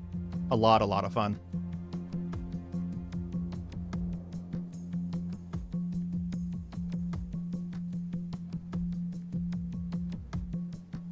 I've been making a channel update video in the background right now. And one of the things that I mentioned in the channel update video, I think I mentioned it 3 times in the channel update video, is that I plan on playing Cataclysm for probably the rest of my entire time on YouTube, and I don't really foresee it stopping anytime in the near future. So I will eventually get around to all of this. I can just almost guarantee say that. One of the other ideas I had for a future run, I'm just gonna check to make sure that he's okay. He's fine. He has a hatchet. He doesn't need a knife. He has a hatchet. He'll be fine. Hatchets are fucking OP. So, let's take. You know what? We're about to do a bunch of mechanics. We'll take mechanics up to 3. But one of the ideas I had for a next run is I actually streamed Cataclysm once before, but I think I only streamed it to my Discord when I did that. Which, by the way, we have a Discord. But what I did was I did a 1 year later series, right? Where it was like basically the hardest settings. It was winter. It was permanent winter. 1 year later. Max. Oop, there's a lot out there. Hold on. Let's go help him. You okay, bro? Oh, it's a dinosaur stomping around. Okay.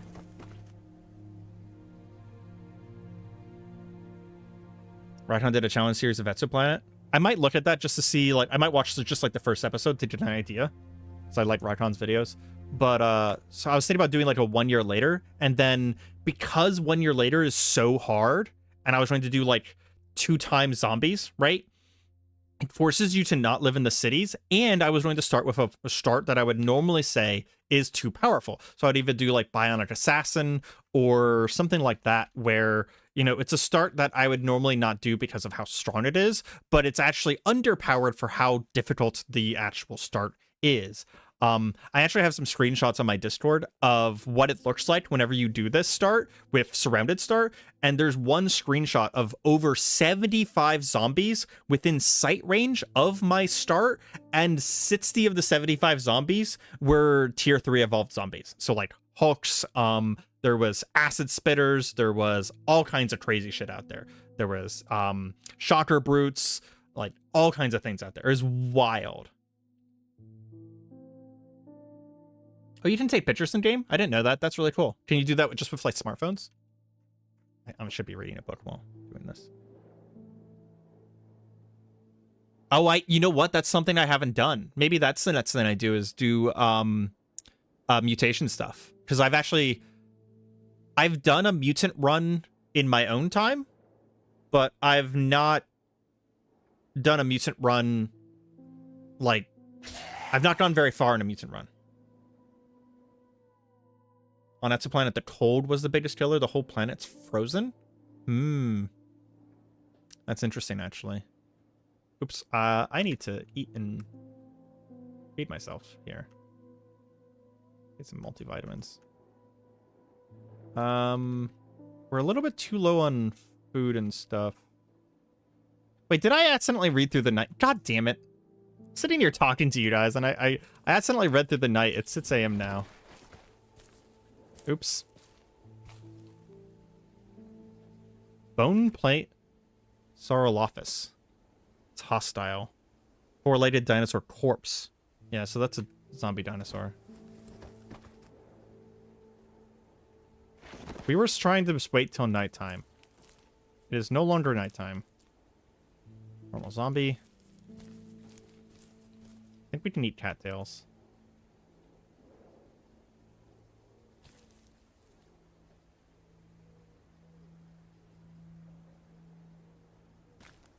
Then we can grab some more water.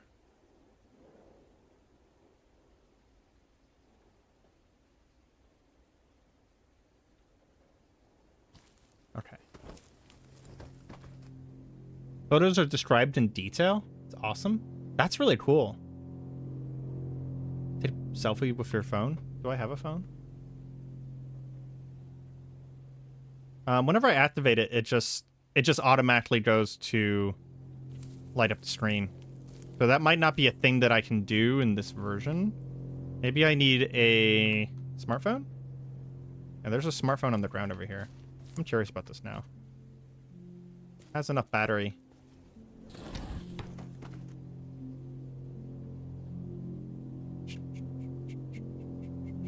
Use camera. You took a selfie. Oh, I see it.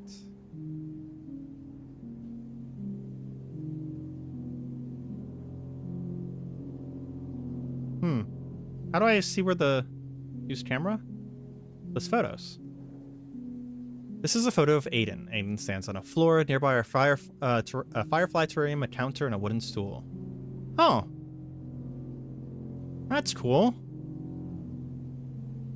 That's actually a cool feature. The Archive is not a phone. Archive is a e-ink tablet, because the e-ink tablet is one of the most efficient. It takes less battery than a smartphone, and in this version, the smartphone is harder to charge because it uses the UPS system. So e-ink tablet just takes batteries, and you can replace the batteries early game. Yeah.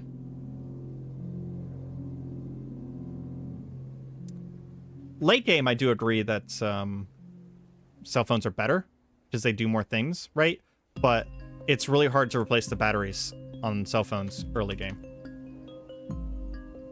Because you can just find batteries everywhere, right?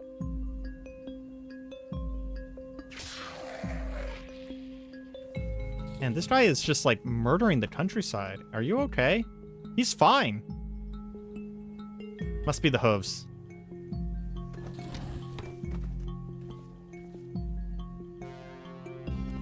You know what? I honestly might just sleep.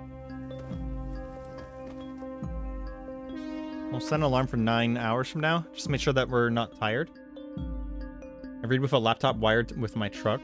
Yeah, if I had a car, I'd probably do something like that. Polos have qualities and you can target enemies. There's a quest to store pictures on a notebook. That's pretty cool. Something's making noise. I wonder if it's safe enough here.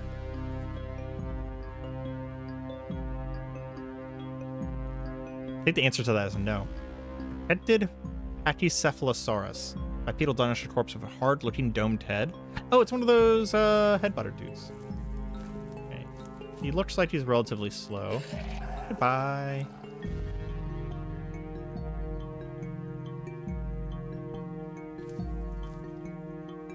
You can unlock something like bestiary entries if you take pictures of creatures or monsters. That's really cool. Well, I guess we're gonna have to charge up a cell phone and keep it honest now. Might as well do that right now, actually. So honestly, we don't need this anymore. So we can drop this cell phone because we were using that for a light, right? Did I actually go and get that? Yeah, Crano flashlight. So I don't need that anymore, which means I also don't need. Oh, I don't have a flashlight on me anymore. I was gonna say I don't need a flashlight, but I don't have one on me, so that's fine. I really want to take this Firefly terrarium with me for a permanent light source. It doesn't take any energy, but I don't know. Can you grab furniture and drag it onto like a boat? Better have better if I use a professional camera. Yeah, I might need to find one. That's really cool though. I didn't know about that. Okay. What do you guys think? Do you think it's safe enough here for me to sleep with my earplugs in? I mean, I don't think... You know what? We'll quick save. And we're just going to do this. I don't think anything can kill me too fast. I don't think anything can kill me fast enough. Like, even if something comes into the room and attacks me, you might be able to tie it in the boat, but I don't remember. So I can't just drag the terrarium onto the boat. It'll just fall into the water, I assume. That's pretty unfortunate. Hopefully we sleep until nighttime and I can just get going. I think nighttime right now in summer is like 7:30. Hopefully we're not so tired we sleep through nighttime. Oh, perfect, perfect. Okay. It's actually exactly what I would like to sleep to. I'll eat some multivitamins because I know we've not been doing good on vitamins. Activate Night Eyes. Pull out our sword. Still alive? Good job, Lupin. Oh, we killed the Boneplate Sar...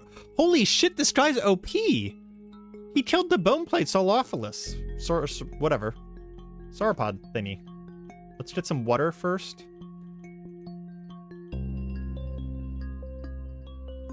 Do this again. And then we are going to grab this. And get moving.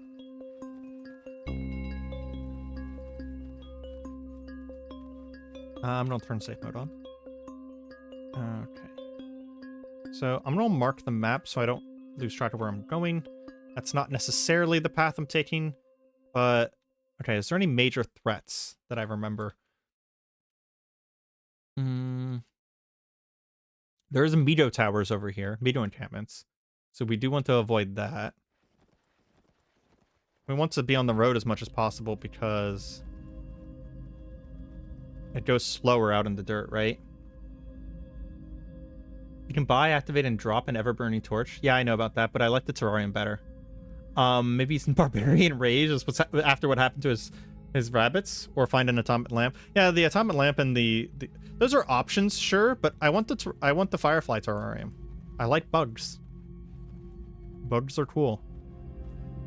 So if there's a way for me to get the Firefly Terrarium, I'd kind of prefer to do that. I'm going to try and take my path back as much as possible here. Thorny Shambler.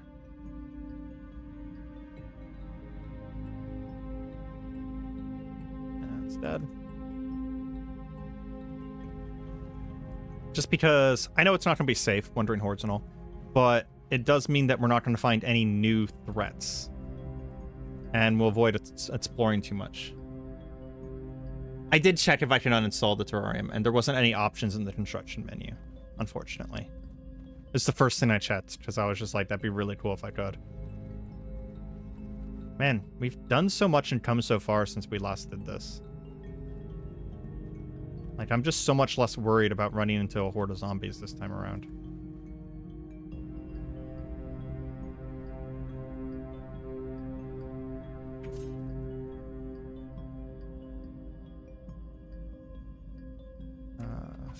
Oh, that's what's happening. I was like, why is this so quiet? Have my earplugs in.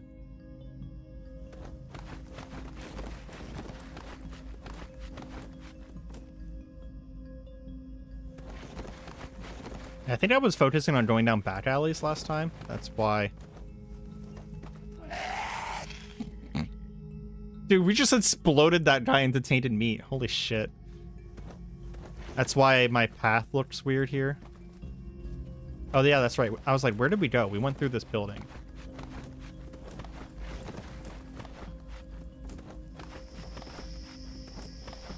I actually really like the sound of cicadas in this game.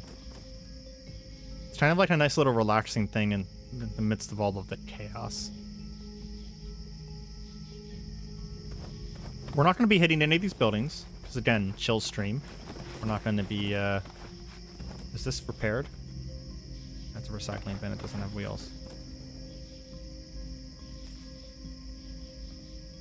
Because I don't want to... In fact, we're going to quick save because we're going to need to do force pushes, and the game gets a little hateful with the force pushes. Well, that's a bunch of zombies.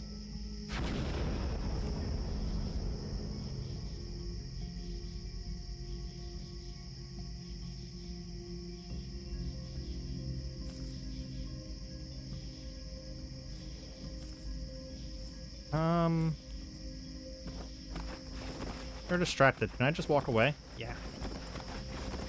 What was I saying? Yeah, we're not going to visit any of these buildings because I want to do stuff like that in an actual video. Ooh, zombie blank. Don't like that. Pull this guy away.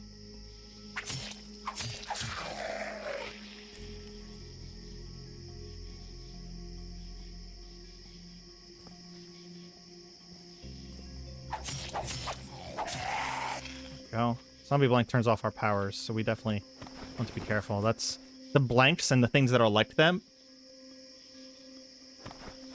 are a good way for Aiden to get killed here.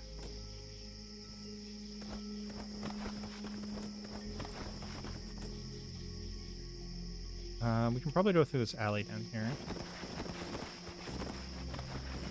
I want to check all these trash cans anyways.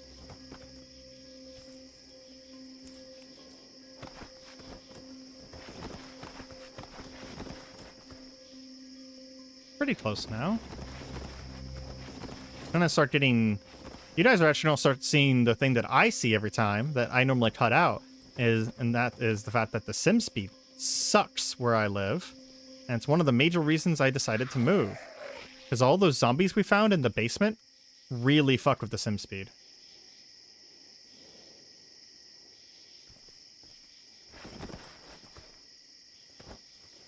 That's a pretty complete car. Is there controls?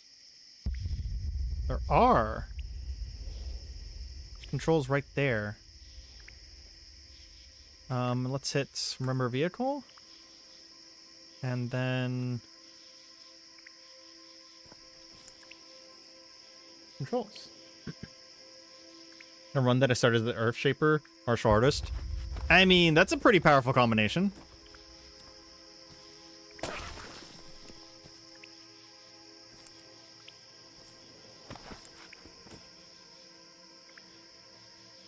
Earthshaper has some pretty fun stuff, specifically for melee.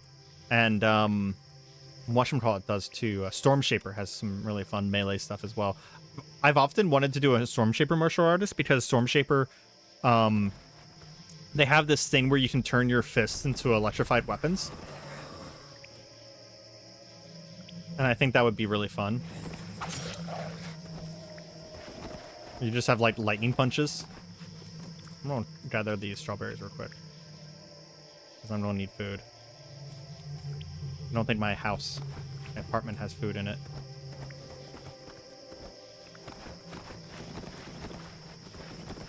This is why we're doing this on stream. Because this is gonna... There's my apartment. It's right there. It's gonna take a hot minute to do this path over and over again.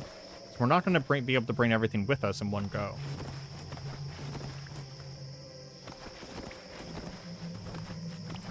Ah, home sweet home. It has been a long, long time. I think it's literally been 3 IRL weeks for me since I've been back to this place. So I have no idea what's here anymore. Oh, that's right. We had spiked boards down here. Jeez. Anything interesting here? Cuisine book. We'll take that with us. Some ammo. Memory card. Shit ton of smartphones. USB drive. I actually want one of those right now. I want to back up my book. We should name the USB drive before we do it, because it's weird and doesn't like getting named afterwards. I think it's a bug with my current version. I'm gonna take all that.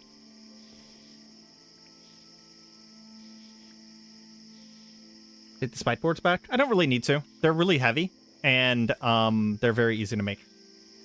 In a recent episode, we found something in the range of like 900 nails, so I honestly just don't need to.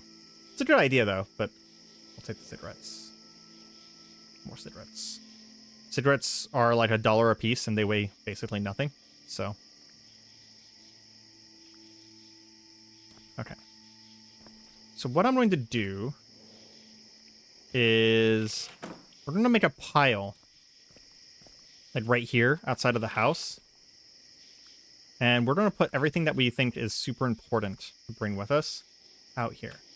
And because Aiden is a nerd, he is going to be taking the game system with him. And that is going to be important to us. We'll take the revolver to sell.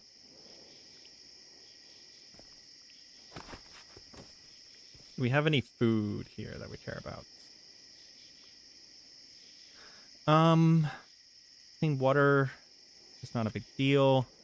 Sauces aren't a big deal. No, we really don't. That's all empty IFAC pouches. That's nothing important. Spices. Magic bandages. Oh, that's some nice shit. We're gonna move that. We'll make a materials pile here. And we'll sort through the materials in a moment. Solar panel. Oh, yeah, we're 100%. And that's the major reason we're coming back is for the solar panels. Trust me. Trust me, trust me, trust me, trust me. That is one of the major reasons we're coming back. Is for the solar panels. We definitely want all of this. Why was my extension cord plugged into anything? The extension cord just broke, but it wasn't plugged into anything. What was it plugged into? It's super weird. It was just sitting on the ground. It shouldn't have been plugged into anything. The reason I'm making a pile of this and not just keeping it in my inventory is because we're going to sort this a second time before we leave. Guess we'll drop the broken extension cord.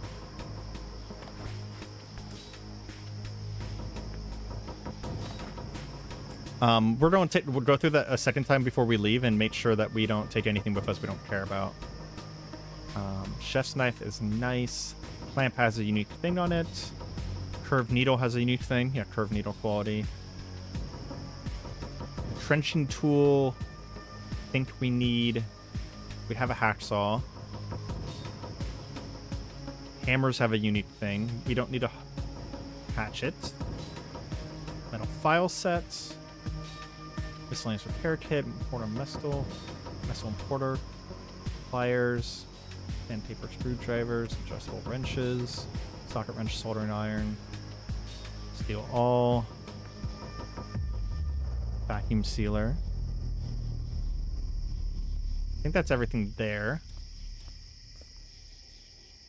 Oh, the vacuum sealer's ascension table just broke too. I need to pay attention to what I'm doing. I'm moving to the island. Yes, that is one of the goals today, is moving to the island.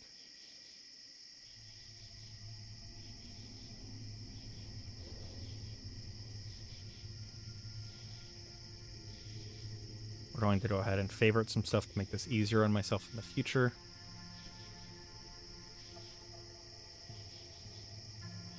We'll favorite the smartphone.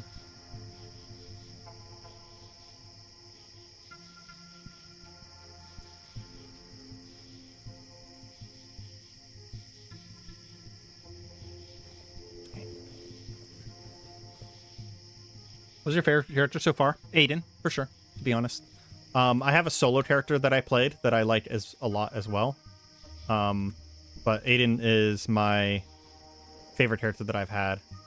We'll see. I'm gonna make sure that can I activate you, please? Electric Forge. Detach. I don't want to break any more things, so anything that has the ability to be attached to something, we're going to be careful about in the future. Solder.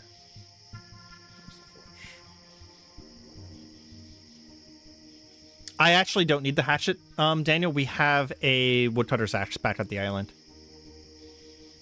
Yeah, solar panel boat is excuse me, sorry. Solar panel boat is one of the dreams here.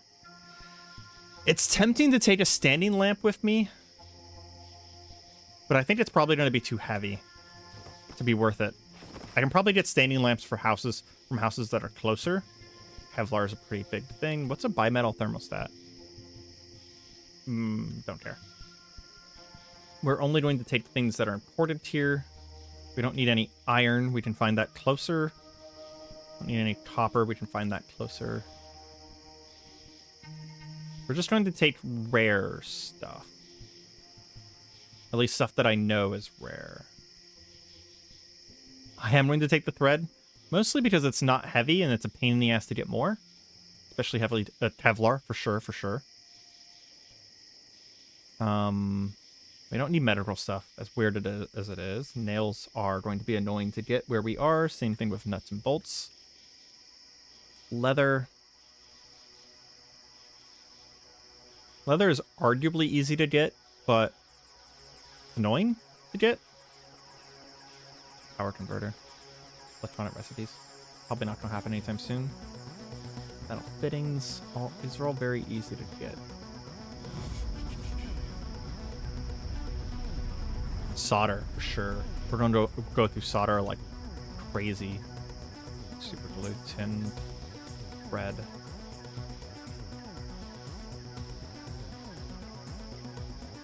Welding wire.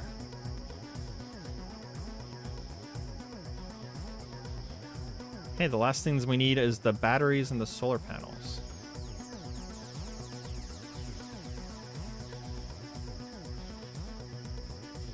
Make a second pile right here.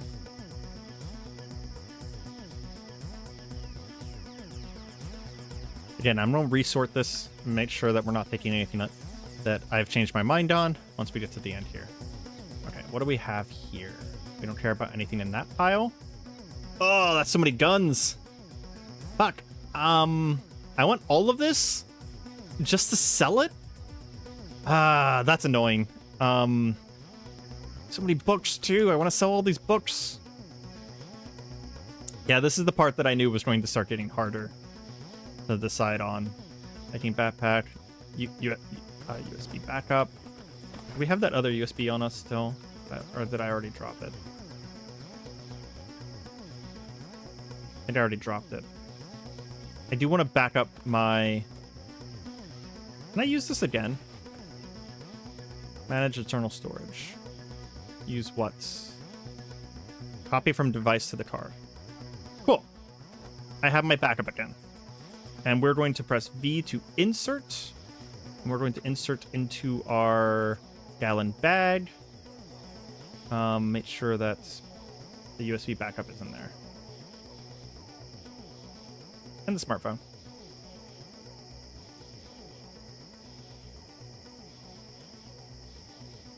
So those don't get destroyed. This is why farming can save you. You need a second stash on the shore. Winter's really hot, tough in this game. Food and heat are hard to come by. I'm not so worried about food because we can just kill a dinosaur right before winter. But the other reason I'm not so worried about food is because we have enormous cities, right? All of these cities have all of these buildings have canned food in them. So I kind of have pseudo infinite food. From my experience is that like once you get really good at Cataclysm, food's almost never an issue. Oh, I don't like this song. Hold on. Skip that. Okay, let's just see. How much inventory weight would this be if I tried to take every single book with me? I'm gonna bet it's like 130. Close. 109. Some of these aren't worth anything, like US Weekly isn't worth anything. But most of these are worth things. Do I really go through all of these and see what's worth anything? I think I do. I kind of hate that, but I think I do just for the sake of space. Our minimum cost is going to be maybe like $10.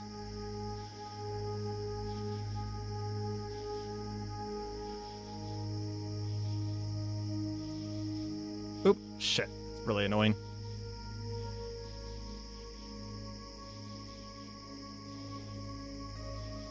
So that one's good. That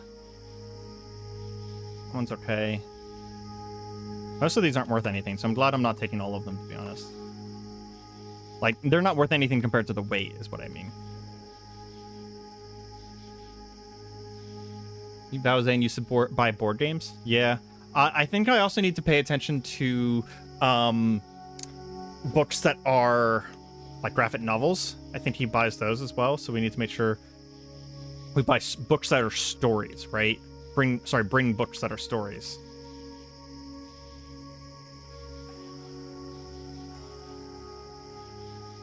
Because this barter value is not accurate to what Valzane wants. Although I've never managed to actually get him to like give me a special price on anything yet, so I only know about that from what people are telling me he does. Are any of these, I'm looking at the titles now, are any of these actually like, no, those are all manuals at that point. I think canned food will go bad eventually, but that's multiple years in. Most playthroughs won't go that long unless it's the whole point of the playthrough or YouTube world settings. Yeah. There are some things, Arcania, that are sealed, that are like, sealed things are like permanent. Like they don't actually start losing their duration until you open them. But at that point, by the time canned food is going bad, by the time we get far enough in this run that canned food's going bad, one of two things is going to have happened. Either A, I will be done with Aiden and I'll move on to the next character, or B, I will have farming so set up that it won't matter, right? Welcome back, Brian. We are in our apartment right now, trying to decide what I'm bringing with me. I'm checking the prices of things. Because I want to try and make as few trips as possible. That's kind of what I'm trying to do here.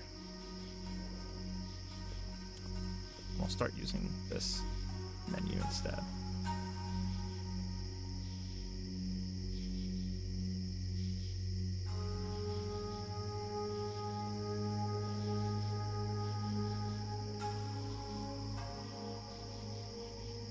Just so much easier to pick things up. Kind of forgot that I should be doing this. We're basically making a pile right now outside of our house of things that we might bring with us. And then we're going to go through this pile again and resort it afterwards. Because everything else in our apartment I am deeming useless. Or at least not worth carrying because of the weight. Assault rifle? It's $60. Duty pistol? Probably not that much. 20. Probably not worth that much in the end. Rifle primer or spectrum. Also not that worth that much in the end.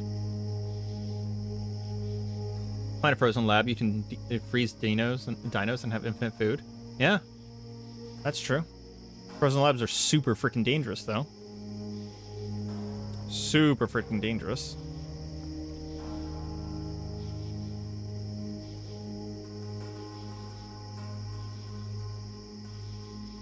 I don't know if I would say that they're the most dangerous ones, but they are pretty hard to deal with if you don't know what you're doing. And even if you do know what you're doing, it's pretty easy to get screwed by, well, the lab itself, right? What am I carrying?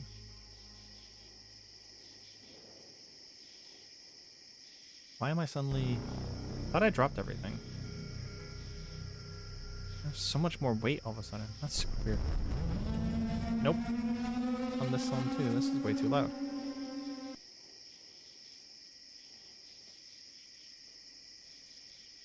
Yeah, unless something changed from the last time I played, admittedly a few months ago, they get so cold that even the best insulative gear doesn't do a damn thing for you. That is true. There is a combination of things you can do with bionics and magic that you can get insulated enough. But, like, I agree that most people will not be able to be insulated enough to deal with this stuff. How big is this car battery? The medium battery. I don't know. Recharger. Take down appliance.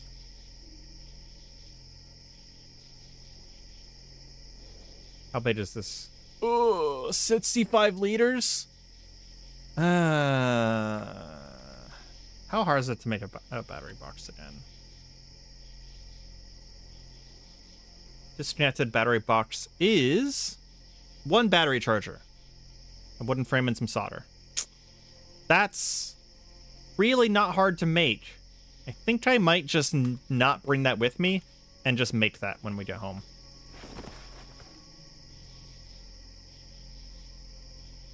Appliance.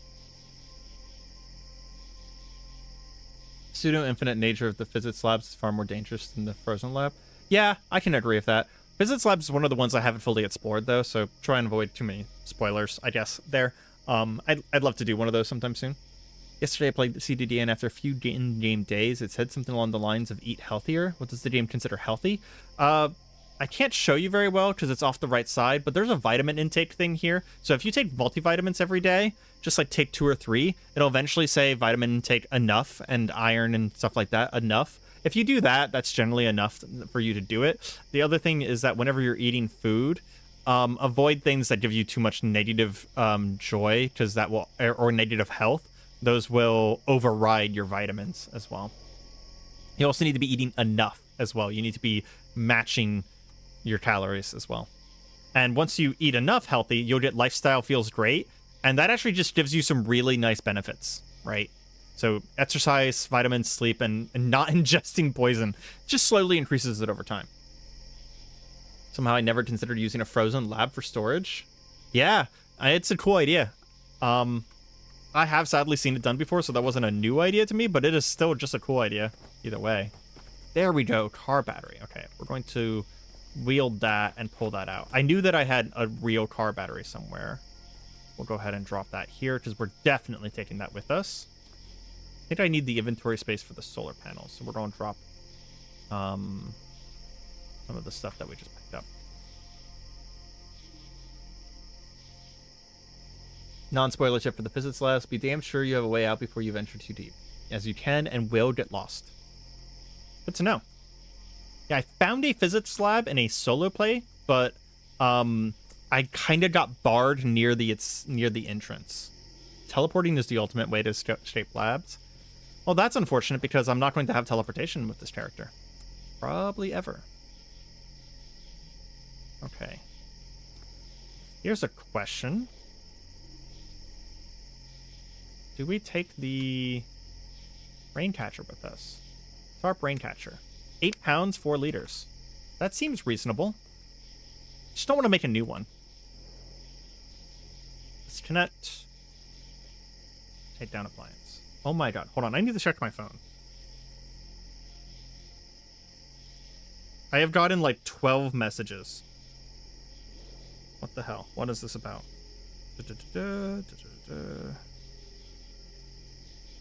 What's the date today? February 7th is next week. You can stop messaging me now. What the fuck? Okay. Take down appliance.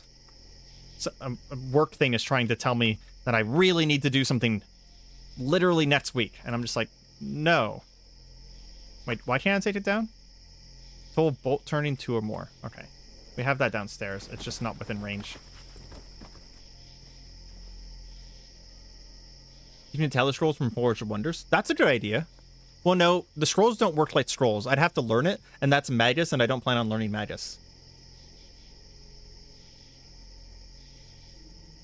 Bionic that randomly teleports you? Yeah, that sounds terrifying. Actually, with the current version, Brian, random teleportation can never take you into a wall. It'll just fail. But you can insta-die by teleporting into, like, a dissector trap. Speaking from experience.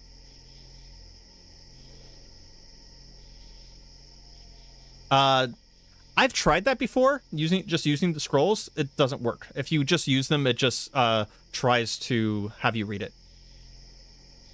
That's either a new thing with Magicalism in the experimental, or it's an old thing, but it is not a current thing.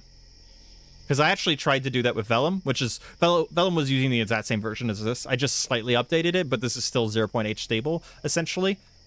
And, yeah, that doesn't work. I actually thought the same thing, because I thought D&D, you can just use them. What did I need? Bolt turning? That should work.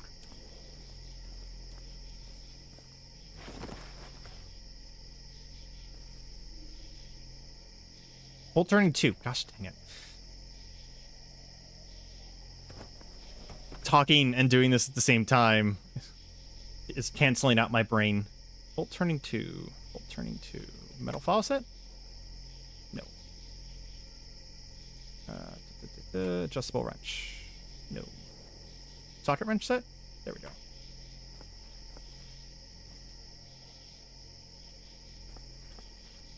I mean, I have a scroll right here, I think, so we can just try this. No, I don't. I just sold my last scroll. Do I have a scroll on me? I have a scroll right out here. Let's just try it. I'll quick save beforehand. Where is it? Smudge scroll.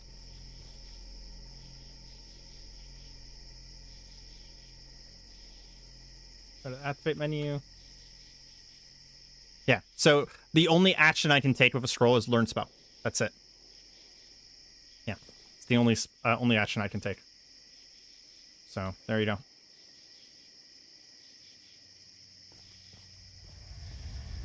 Now, potions have the action cast spell on them, and there are some potions that you can use. Like, for example, there's a potion that like summons a spear and stuff like that, but in the current version, that's the only thing that you can do with those. I'm gonna take the stairs now that I have these. I can check. So that's kind of what I'm talking about with the whole action thing, is that whenever you look at them, it'll tell you what you can do with them, right? So let me go ahead and go back to the smudge scroll real quick. That's why I know, is that it says action learn spell, right? With Magicalism, there's a special action call out that says cast spell. So if you look at a scroll and it says cast spell instead of learn spell, yeah, I'll keep an eye out for teleportation scrolls then, because the only scrolls I've ever seen are spell scrolls for learning. I don't think I've ever seen a scroll. I kind of honestly just overlooked it then. But I do know that there is like dimensional door scrolls, but that's just to learn this. Like, for example, there's a dimensional door scroll at Valzane right now, but it's just to learn the dimensional door magus spell. It's not a usable scroll. So maybe I might have just missed them, but I don't think I've ever seen a teleport scroll that lets you cast. Are we being crushed by picking this up? Only slightly. Let's see if we can drop something. We can drop the brain catcher. There we go. We're gonna start moving things down to our cart. Solar panels go first. because solar panels are one of the most important things that we have. Zombie cop there, but I think I'm just going to leave him alone.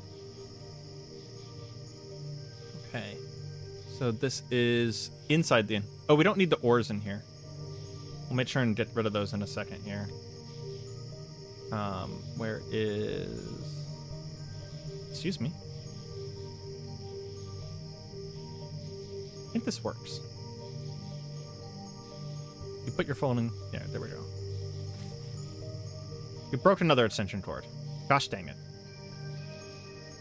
I have broken so many extension cords just now. So I wasn't paying attention. Let's see. Make sure we don't have anything else here that we want to put in here. Let's kill this zombie cop.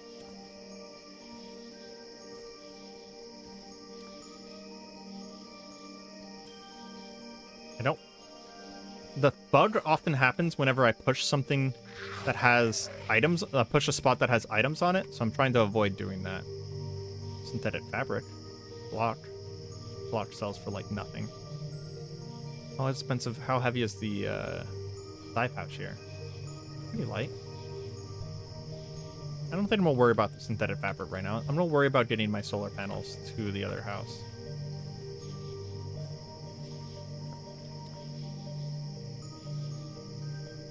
Yeah, unfortunately, the Magicalism stuff is generally not on a wiki. All of the information I get about Magicalism, whenever I'm unsure about something, I go to the GitHub and I dig into the code. I know just enough about code to be able to figure that stuff out. Let me make sure that the... Okay, those both fit into there. We're going to drop this ore, because we do not need to be carrying an extra ore around with us. Those are heavy as fuck. How much space do I have left? Wow, it has 359 liters? Dudes, we might be able to do this in one trip. I didn't realize that they had so much space. We'll have to be careful, of course, because it's going to be, like, stupidly heavy. But, that's actually way more than I thought. Okay. We'll just hit this, and we will hit, what's the keybind for take all? Move all items. Go. And then we will do this. And we will fill up.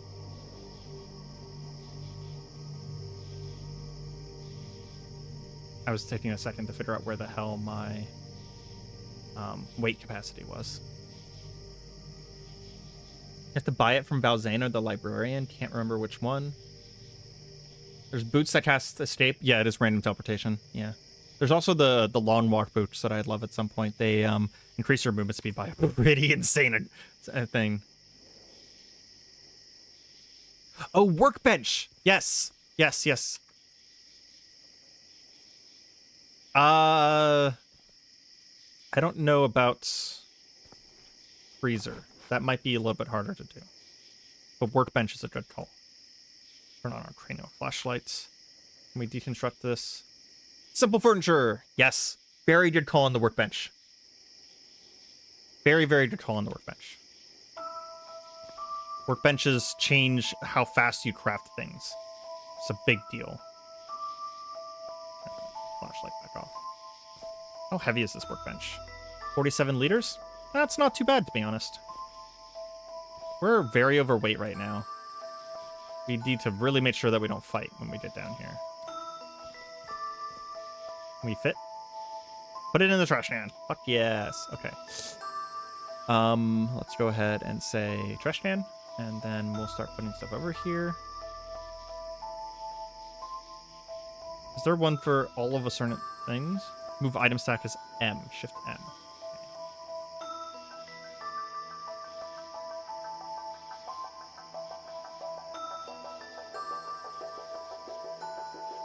Well, that's a lot easier. What mods am I using? Mind Over Matter, Magicalism are the major two. I got Dino and Tameable Wildlife as secondary things, but they generally don't, you know, add too much outside of monsters. And that's the biggest ones. Everything else is kind of not something that adds or removes any recipes. And then I have some setting changes, of course, as well. Oh, no hope. No hope as well. If you craft an inactive robot, does it have a chance of attacking you, or is it only one you get from stunning and deactivating that chance to attack you. I don't know. No, I don't have Blazer and Zedra. No. I actually wish I knew what Blaze was before I started. I would have added it because Blaze has some really fucking cool monsters. And I'm very sad that we don't have Blaze, now that I know what it does. I watched Slash'em do some stuff on a world that have Blaze, and those Blaze monsters are really, really cool.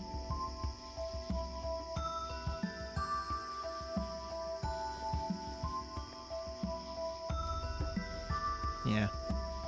My next run will be 100% with Blaze, period. You cannot add it to an existing world, though. There's a way to kind of cheat add mods to an existing world. By cheat, I don't mean like cheat. It's cheat as in like, there's a way to get past the fact that you can't change your world settings.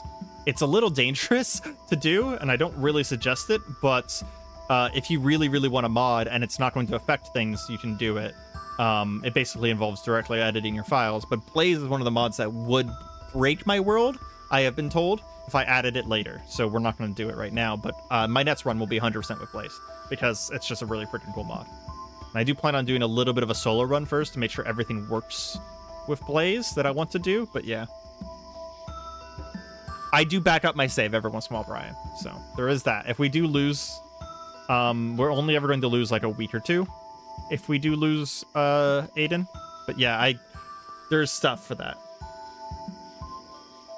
Cattail Antiseptic? Oh, that's pretty cool. Yeah. Zedra's also very cool with awesome powers. Yeah, Zedra's the one that does alien powers. And wait, what's the one that does like perks where like you can buy Fallout style perks? Because I also want to play with that at some point. I think that'd be a lot of fun. Oop, too much.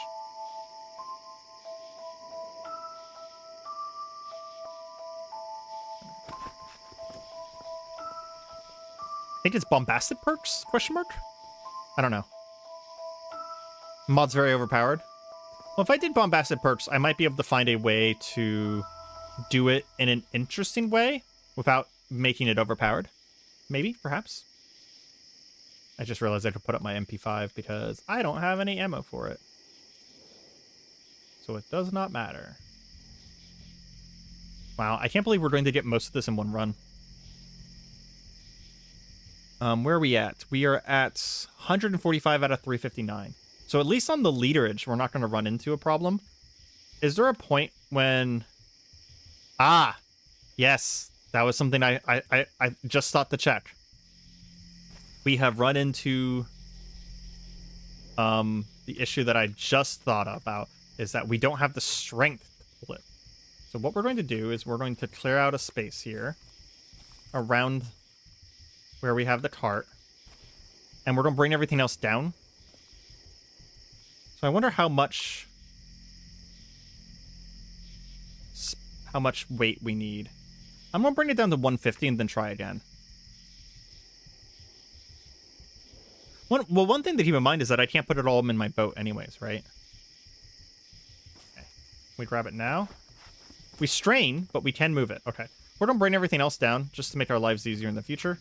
But we can only do it in 120 pounds at a time, apparently. It is very powerful, admittedly. Whenever I play with Blaze, I always get the laser auto turrets. Jesus. Okay. Laser auto turrets. Gotcha. That's a little wild already.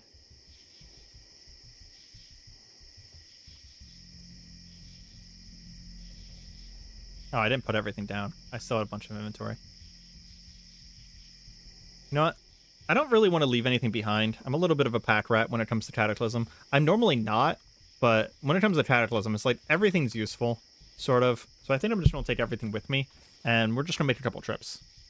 And if we run out of time today, I'll do a little bit of this on my own time as well. Do you want to drop everything, though? Because I don't want to have stuff in my inventory, because it means that I won't be able to pull as much.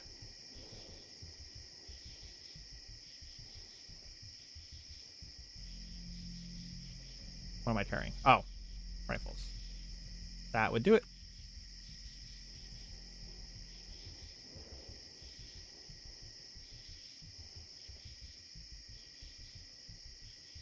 Go. Do I have any strength enhancing spells? Pots? Nope. That is a hot nope.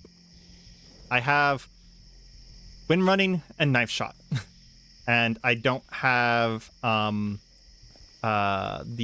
bio or Vita psionics. So yeah, that's a hot nope. Very potent turrets, but I've lost my character's friendly fire. Oh man, that's funny. That's actually very funny to me. That's a good way to die. That is a very good way to die. I'll do one more check around the house, make sure I'm not missing anything that I find important. I don't know if we're not going to take a fridge with us, and here's why. Because, okay, so we live all the way over here, right? There's a town right there. We can just go get a fridge from that. Knife shot is wild. I love it. So it does require that you have a knife, right? But here's the thing. The damage, there's 30 piercing damage. And this is level 0 knife shot. There's 30 piercing damage, right? Let me see if I can scroll down. It won't let me scroll down. But you have to have a knife on you. So it requires ammo. But you can just like take a dozen steak knives from things and have those. And instead of costing mana, this is why I wanted it, it costs kilojoules from your bionics. This is why I wanted knife shot. I knew what I was doing whenever I specifically bought knife shot a few episodes ago. So this is going to be like our perfectly quiet gunshot kind of thing. Man, shock offs. Shock offs are a whole damn thing. Oh, excuse me. I imagine you guys couldn't hear that, but I just had an enormous yawn. Hey, 14 long strings. Felt patches. I don't think I need any more of this. All of this is pretty easy to get in the nearby town. Yeah. I don't take the strings down. We've already checked all those books. We've already checked most of these guns. That gun's actually very valuable. We'll take that with us. It says too heavy to pick up. We'll equip it like that. I said powerful, didn't I? I meant expensive.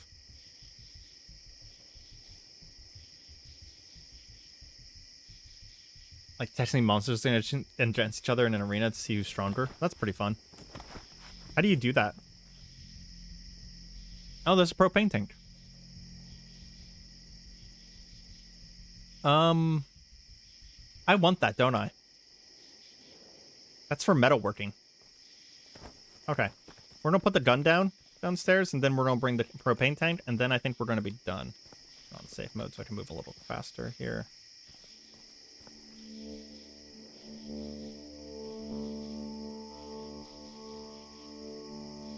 Yeah, propane tank for sure. Dev mode. Gotcha. So you just dev mode and then you do the debug and viz thing, right? How do you make them fight each other, though? Because a lot of monsters don't fight each other. Just out of curiosity. There's an arena in the bottom of the ocean? Huh. That's cool. So there's like an actual dev arena. That's very cool. I didn't know about that. Oh, change their faction with debug mode. Yeah, because you can go in and edit the NPC, right? Yeah, it makes sense.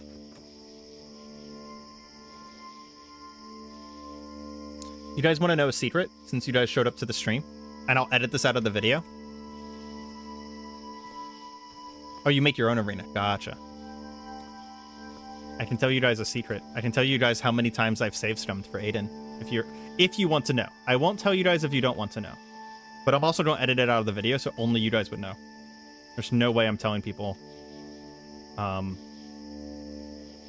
directly. Like for example, Vellum, I had a thing that happened on screen every time he died, right? But whenever it comes to Aiden, I have a different idea. Yeah, that's actually a... Yeah, you can save strum. So the best way to save strum MM is that as soon as you see the death screen, press Alt F4. And then you can load back to your... Yeah. I will say, how about this? Everyone guess, and I'll let you guys know what the winner is. Just to make it more reasonable, it is under 20. So, yeah. Just make it more possible for you guys to win. It's under 20 amounts of times because I am actually relatively good at the game. Yeah, how many hours on Aiden? 42 right now, I think. 42 to 45 hours. 16. Oh wow. MM and Sage have no faith in me as a player of Cataclysm. No faith. Okay, we're gonna grab this. I'm gonna move a little bit while you guys are guessing. 10-ish. Okay, fair. 3 to 6. Okay.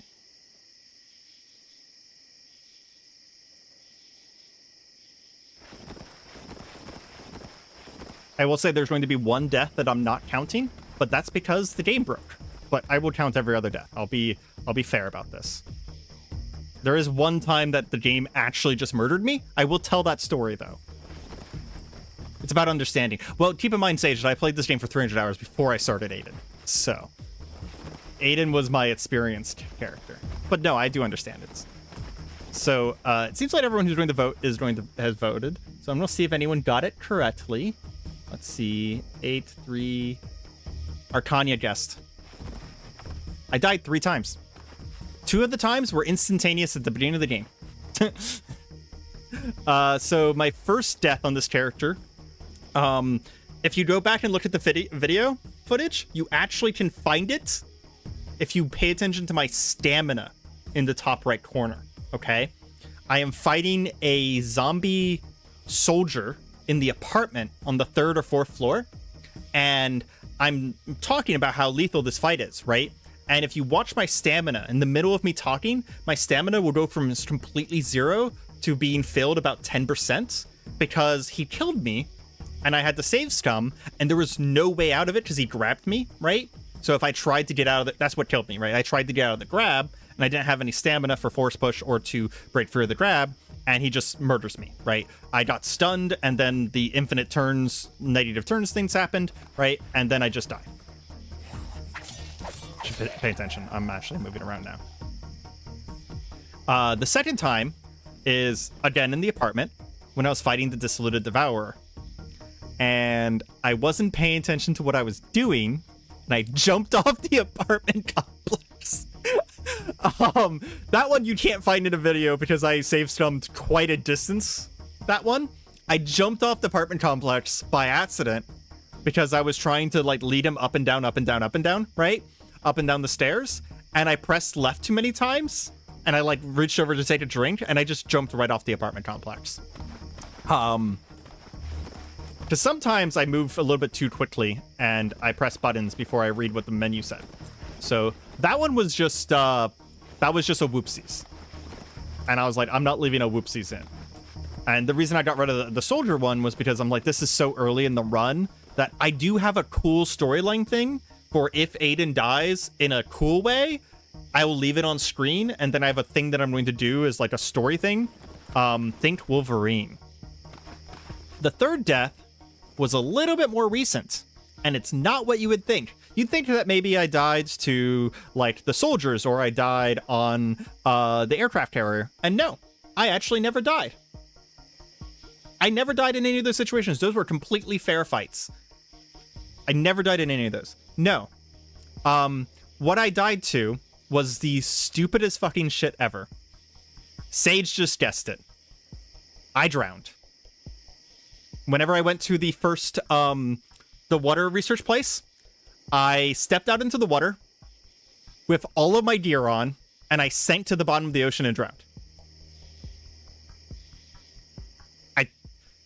It was just a really stupid thing to do. It was just like, it was one of those things where just like, as soon as I did it, I'm like, duh, why the fuck would I have done that? Yeah. So if you're wearing all of this armor and everything, yeah, you sink, right? Yep. Just really, really dumb. Really dumb. It was like instantaneous to the bottom. And then if you know anything about Cataclysm and swimming, it only took me about 1 turn before I was drowning. I tried to take all my gear off to see if I could save myself and like keep it in the footage. There was one turn before I was drowning, and then the next turn I died because, I mean, Aiden. I don't know if I've mentioned it in a little while, but Aiden does have flimsy, right? So I have 25% less HP, and drowning does a lot of damage. Ooh, there is a. Hold on, I need to actually pay attention to what I'm doing for a second. There was a shocker zombie there. I'm going to let this guy take a step forward. Shocker zombie's drawn. We'll rest up. In fact, I'm just going to cast Wind Running on myself instead of resting. So I'll regain stamina that way. Are there any bionics I'm really looking for? Yes. There's a laser beam. There's like it's either an eye or a hand laser beam that you can get. I want that. I also want the environmental control one before I get to winter. And I want the dermoplating for every part of my body because I think that'd be really good for Aiden. Are there bionic muscles? Yeah, there's some pretty amazing bionic muscles. I know about the passive ones. I think there might be active ones as well. Finger laser. I want finger laser because it's just silly, right? I'm not going to use it that much, but it's just silly. Made that mistake a bunch early on in the game. I thought I was being cheaty starting on islands. And yep, and it's a whole new set of challenges. Yeah. I don't want to know too much about the late game bionics for the record, Brian, but I do know a bunch of the bionics because I was actually looking at bionics whenever I started this run. But I only saw a handful of them. There was only one at Zodi's shop open whenever I started this run, and I've been to some labs, right? So I've seen some bionics in the labs as well. But I haven't seen... I probably haven't seen like more than half of them, to be honest. And I enjoy having a genuine first response to things. No. This song is also very loud. I don't know if it was loud for you guys. Delete us. Please go away. Also no on this song as well. The song was called Decliners. Nanomolecular blade. Yeah. So the Bionic Assassin starts with a nano blade, and that was the Bionic Assassin is the one that I tested out. Oh, if I get nano blade, I also want there's a learning there's a CBM that gives you every martial arts in the entire game, but more importantly, it gets you a special bionic martial arts that gives you bionics for using gives you martial arts for using bionic weapons. So if I get the nano blade, I'll be looking for that as well. One of the reasons I want to pass some time with this stream and get the Zodi shop reset is so that I can buy more bionics. Because I have the money, right? I just need him to reset his shop. Oh, the E-Save just sells for 12 cents. Never mind. Nanoblade's amazing. Muscle Augs is 2 strength. Yeah, I think that'd be really nice. Breathing water is not boring if you're creative with it. Yeah, I will say that I have a secondary way of breathing water, and if I do get the secondary way up and going, which is there's a Storm Shaper spell that puts you in a water bubble, and it lasts for like an hour. I think that's kind of more fun than having the bionic on some levels, so I might go with that instead if I get the opportunity. Did I just take him to 1? I did. Oh, nope. He grabbed me. I don't let people grab me. Not on Aiden. He just does not have enough HP. Stand being grabbed. Do we have a... We do not have a dagger. Graphic novel. We can take that for Balzane. There's a hydraulic muscle that gives you 20 strength for lots of power. Yeah, that's the active muscles that I heard about. Yeah.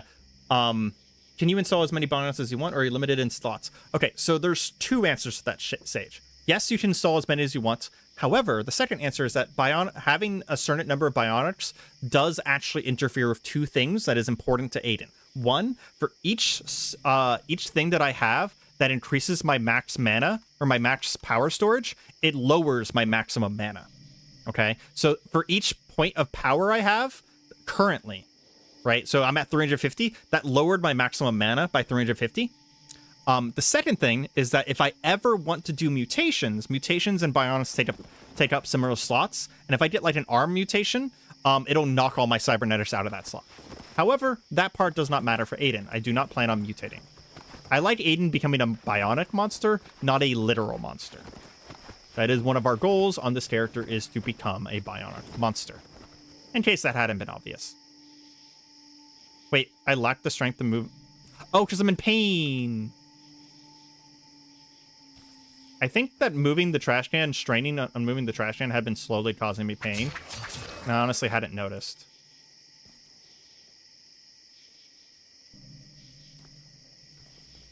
Come on, Batwing zombie. Jump. There you go.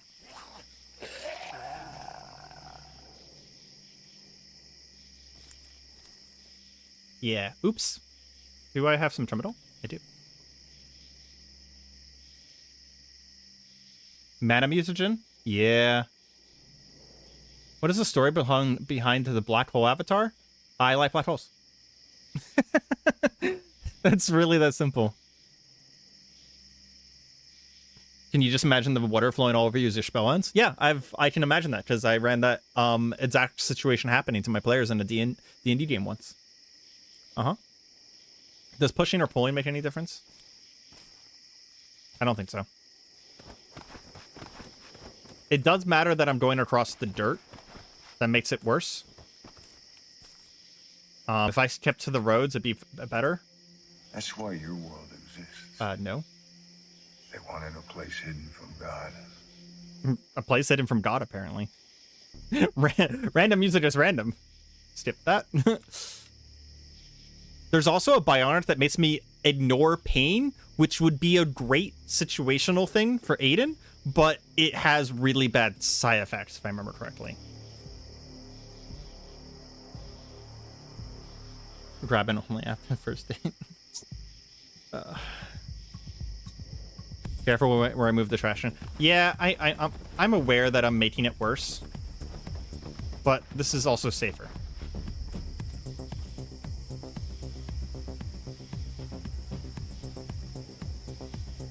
This is why I need that plus strength ring, so that whenever I'm in pain, I'm not like... I think, which one's worse? Is it grass? Dirt's probably fine, right? I don't know. I think it's all just as bad. Okay. There we go. Back on the road. Honestly, I might skip the alleyways and just stick to the road now.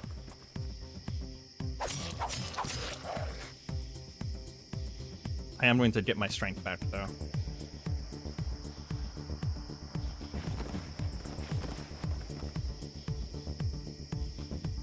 Yeah, there's a... Yeah, I think it's sensory dulling. Mark II power armor interface? Yeah. Power armor. About that. That's an interesting thought. If you pay enough attention to my videos, you might realize that I do know about power armor. Go back and rewatch my first video. Just saying. There may be plans. There may be plans. They are secret plans, though. I'm not going to tell you guys, even though you guys are here for the stream. Sorry. Sorry, not sorry. To my friends, I say sorry for your loss instead of saying sorry.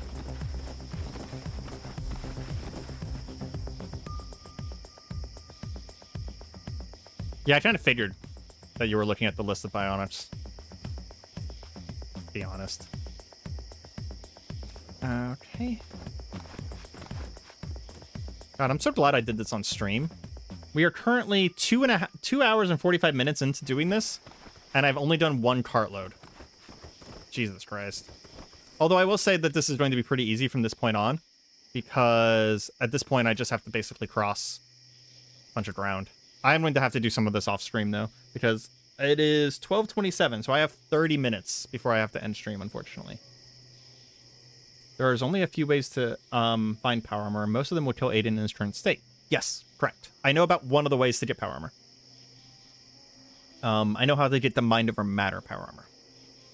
I'll just say that. You know what I'm talking about, you know what I'm talking about.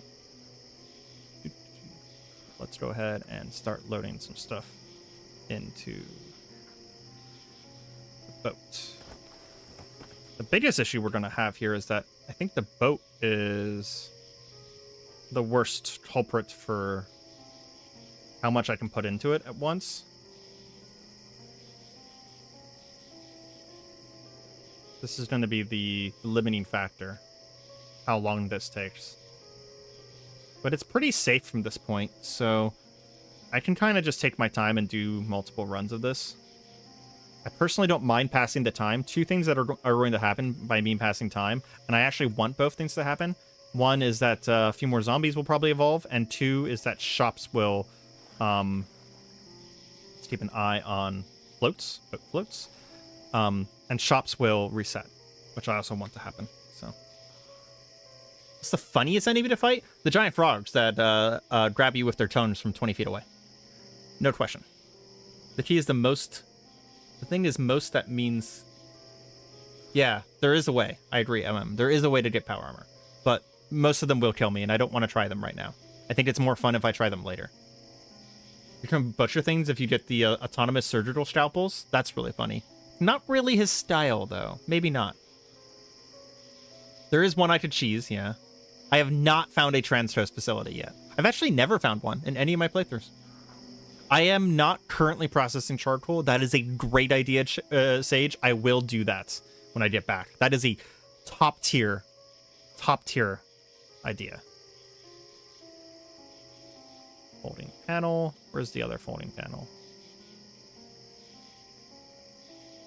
We'll make sure and put those in right away, because I'd like to get those set up. I'd like to get my batteries charging. We're going to use this menu. Put things in, because I want to make sure I'm not accidentally... Because if it's too much, then sometimes you just put it directly into the water. And I don't want to do that with a folding panel, because... solar panel, because I don't know if that'll ruin them.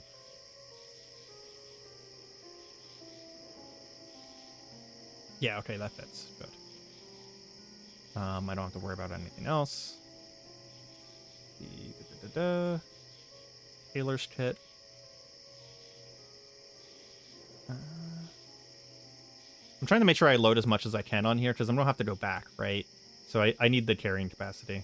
Every little bit's going to help. Why do I have a flashlight? Just don't throw the flashlight into the water. I don't need that. I'll take the battery. Do not need that. Unload. Flashlight. Drop. Flashlight. Get the fuck out of my life. I don't need you.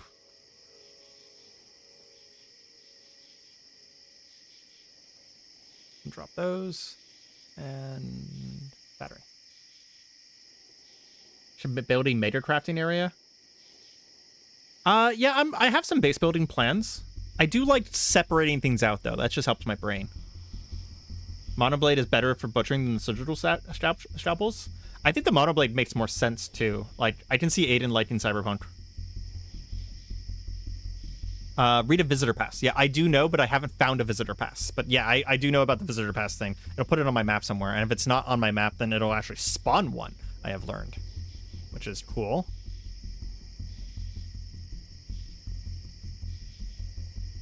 Solar panel away. We're going to pick that up.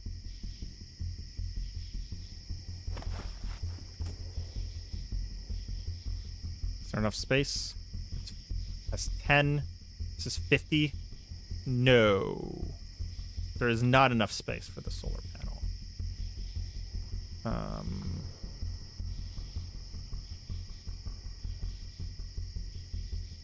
Can I not bring the solar panel with me? Oh, I know what I need to do. If I'm wielding the solar panel, can I row the boat? Huh. My base is enormous and a giant water platform that can move. That's really fun. That's really, really fun.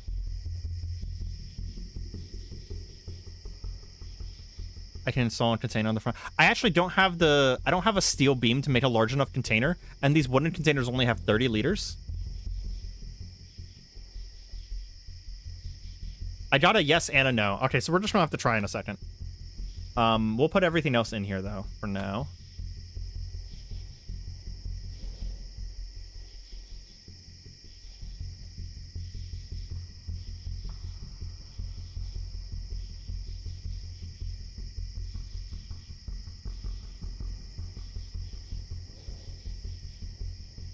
completely fill this up for sure.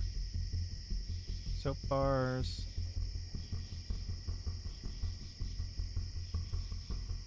Do we have anything else that on us right now? We do. We'll put this down for now. Try and get a full load here. How big is this? 44. Okay, so we have 2 items that are... I have a lifting field, yeah. Apparently has my Jean in it. Yeah, so that's the thing, Brian, is that you're playing on experimental. Lifting field is an ability on experimental. In 0.H, you get lifting field automatically for being a telekinetic. So that changed a lot. That's a huge change between experimental. Yeah. I'm playing on 0.H stable, so technically it's the newest stable version, but as far as experimental is concerned, it's quite old. I had issues with the UI changes, the GUI change with experimental, which is why we stayed on this version. Also, it came out in the time that Aiden was playing, so a lot of people who are playing on like Steam and stuff like that, which, you know, I don't recommend, obviously, but people who are doing that will recognize what's going on. And it's really easy to say, oh, I'm playing on 0.H, instead of saying, oh, I'm playing on experimental version March 2nd, 2024, right? It's just an easier thing to do for the sake of YouTube. Whenever I come to my personal playthroughs, I actually do have You forgot that Aiden was a telekinetic? Wow. It's not like I do telekinesis 840 times per episode. Wow. Tell me you don't watch my episodes without telling me you don't watch my episodes. Got it. Uh-huh. That distracted me so much I forgot what I was doing. Forgets that Aiden's a telekinetic. Okay, so what we're going to do is the lifting field was a good idea. We're going to unload our lifting field, and we're going to attempt to pick this up and then insert into our lifting field. Can we do that? Insert lifting field. Too heavy. What is my max? 17 pounds. Okay, there's something we can do here. There's actually an answer to this. Give me a second. So if we come in here, we've actually been able to do this for a little while, but I just keep forgetting to. We can go over to Psionic here, and we can contemplate our lifting fields to make our lifting field stronger. I don't know how long this takes, though. You meditate on your lifting field. 149 pounds. There we go. Upgraded our lifting field. You comment on almost all of them. Yep, and apparently you don't watch any of them. I'm just messing with you, dude. Okay, so now, yeah, we can pitch it up now, because it goes into our lifting field. Which means we'll be able to carry the solar panel array and drive our car. Yeah. Yeah, you always clear your lifting field first. Oh, yeah. 100%, yeah. No. We had the Xion in it, so we're good. I did that very quickly, but yes, I have played a telekinetic in this game before, and I do know that if you have something in your lifting field, it just deletes whatever's in your lifting field.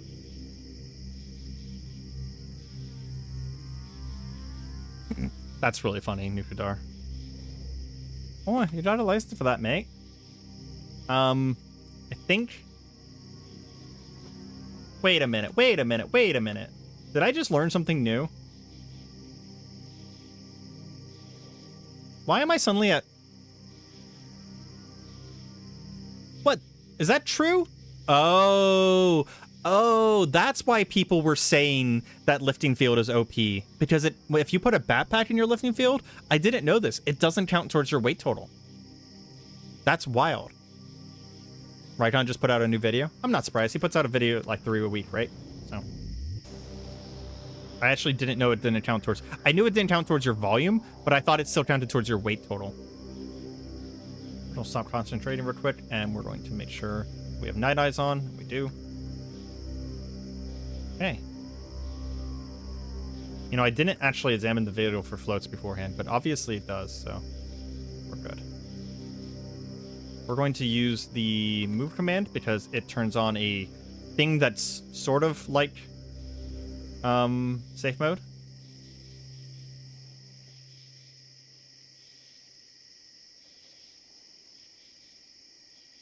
And this is going to take a hot second. Be honest, yeah, I'm not going to use the safe mode anymore. We're just going to go max speed and carefully. I don't think I can put the trash can in it. Yeah. Yeah, I knew about the loss of leaderage and the ignoring the leaderage, but I didn't know that it ignores. I didn't know that it ignores weight. That's actually a little wild. That went from like slightly OP to completely OP because they actually changed it in the current experimental that you can't put your backpack in it anymore. What's the plans for the AC? Are you talking about like air conditioner AC? Yeah. Dimensional bags I feel less bad about abusing because they're insanely expensive and insanely rare. Lifting field, you just, on the current patch, you just get it for playing a telekinetic, right? So it feels like really overpowered for an automatic thing. In the new version of Mind Over Matter, they actually took this in consideration, and lifting field's actually a much higher level ability now. I think it's level 5 or it's difficulty 5 or 6 now of an ability. And you don't get it right away, and it doesn't grow nearly as fast. I think it grows nearly 1/10. I do plan on treating the aircraft carrier as a dungeon, essentially, and I'm going to be making multiple trips back there, clearing it out. I want to get telekinetic hammer first, or mind hammer. I want to get mind hammer first.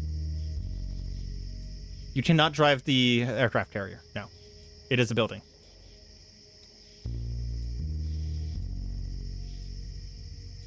I only know that because of it has structure rules, so you can't drive structures. If I could drive it, I could walk up to and press E. So yeah, the new Mind Over Matter. I actually really wanted to play with the new Mind Over Matter. I actually made Aiden in the new Mind Over Matter, and I played for an entire episode, and the GUI was so fucked.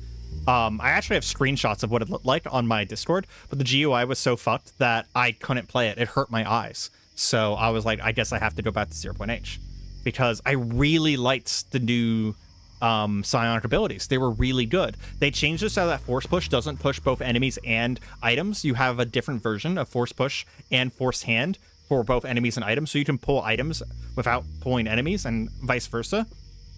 They also balance out force push so it doesn't do as much damage as it does. So Aiden would have been a little bit harder to do in the early game, but it does end up the same power late game. It's just that the curve is a little bit better now. Like it's not as strong early, right? And the other thing that they did is that force push now takes more consideration into the weight of an enemy, right? So if an enemy has a certain amount of heaviness, like a Hulk, you're not going to be able to one-shot crush them like Aiden can. You just can't. It's just not going to happen. Meanwhile, Aiden could probably kill a Hulk very, very quickly and easily. It's actually kind of why I want Mind Hammer, is because Mind Hammer is better balanced than Force Push is. I mean, Sage, I will say that that's true for literally every single complicated game, whether it be a space game or a traditional roguelike. It's just one of those things where you just have to... It's worth learning. You have to, and you just have to learn it. It is worth learning, though. So. Fuck you through walls ability? Yeah. Yeah.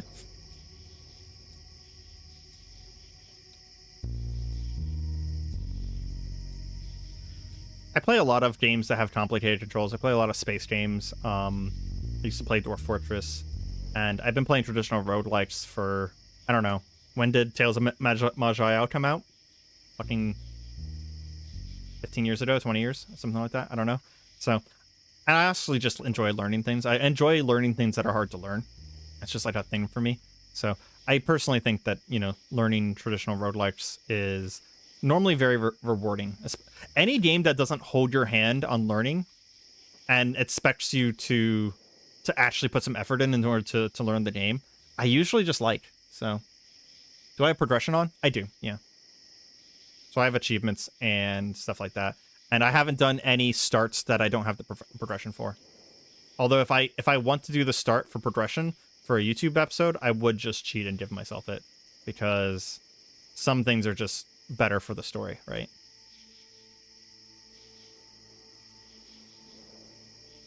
Well, if you keep falling asleep, maybe you should go to sleep. That's your body telling you something. Beware the Mind Goblin? Oh. I have not played Space Station 14. There's a couple of people in my Discord who talk about it all the time. But I played it a little bit of it a long time ago, and it wasn't really my jam because I'm not a super social person. And that game's basically 100% social at all times, so. Have I ever done one of the challenge starts? Yes, I have attempted to do bottom of the mine, bottom of a mine about 600 times. In fact, it was actually going to be what I was going to do before Aiden. And I never managed to get out. I even made a very overpowered character and I never managed to get out. I would die on turn 0 quite a few times. Like, literally die on the first move quite a few times. Bottom of mine is fucking brutal. I kept getting really bad mines, though. I know that there's better ones, but I got the spiral mine a couple times, which is especially nasty. I also got like ripper dogs once, or I don't remember what they were called, but they were like these weird ass fucking dogs. This is a good enough place to park. And those guys were awful, absolutely awful. I actually wanted to do Hunted on this run as well, but I played around with Hunted in debug and it didn't work the way I wanted it to, so I decided against it. What does the roof look like? I don't know. We'll decide where these solar panels go later.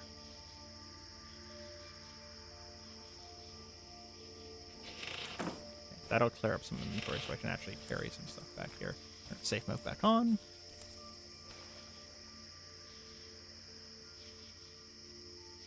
Hit up everything we can.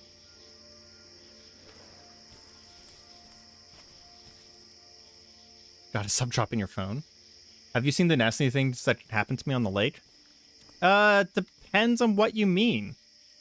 I have seen some nasty things, yes. Really kind of just depends on what you mean, though. Because, I mean, I've seen my fair share in this game, but there's also a lot of things I haven't seen, so. It's kind of a, I don't know, I wouldn't say loaded question's the right word for that, but that's kind of like a hard question to answer. Island Prison? Yeah, I watched someone do... Who was that? Was that Private Lime? Or was that someone else? I watched another YouTuber do Island Prison. And that looked like a lot of fun. They just did it as like a 3-episode challenge. That looked like a lot of fun.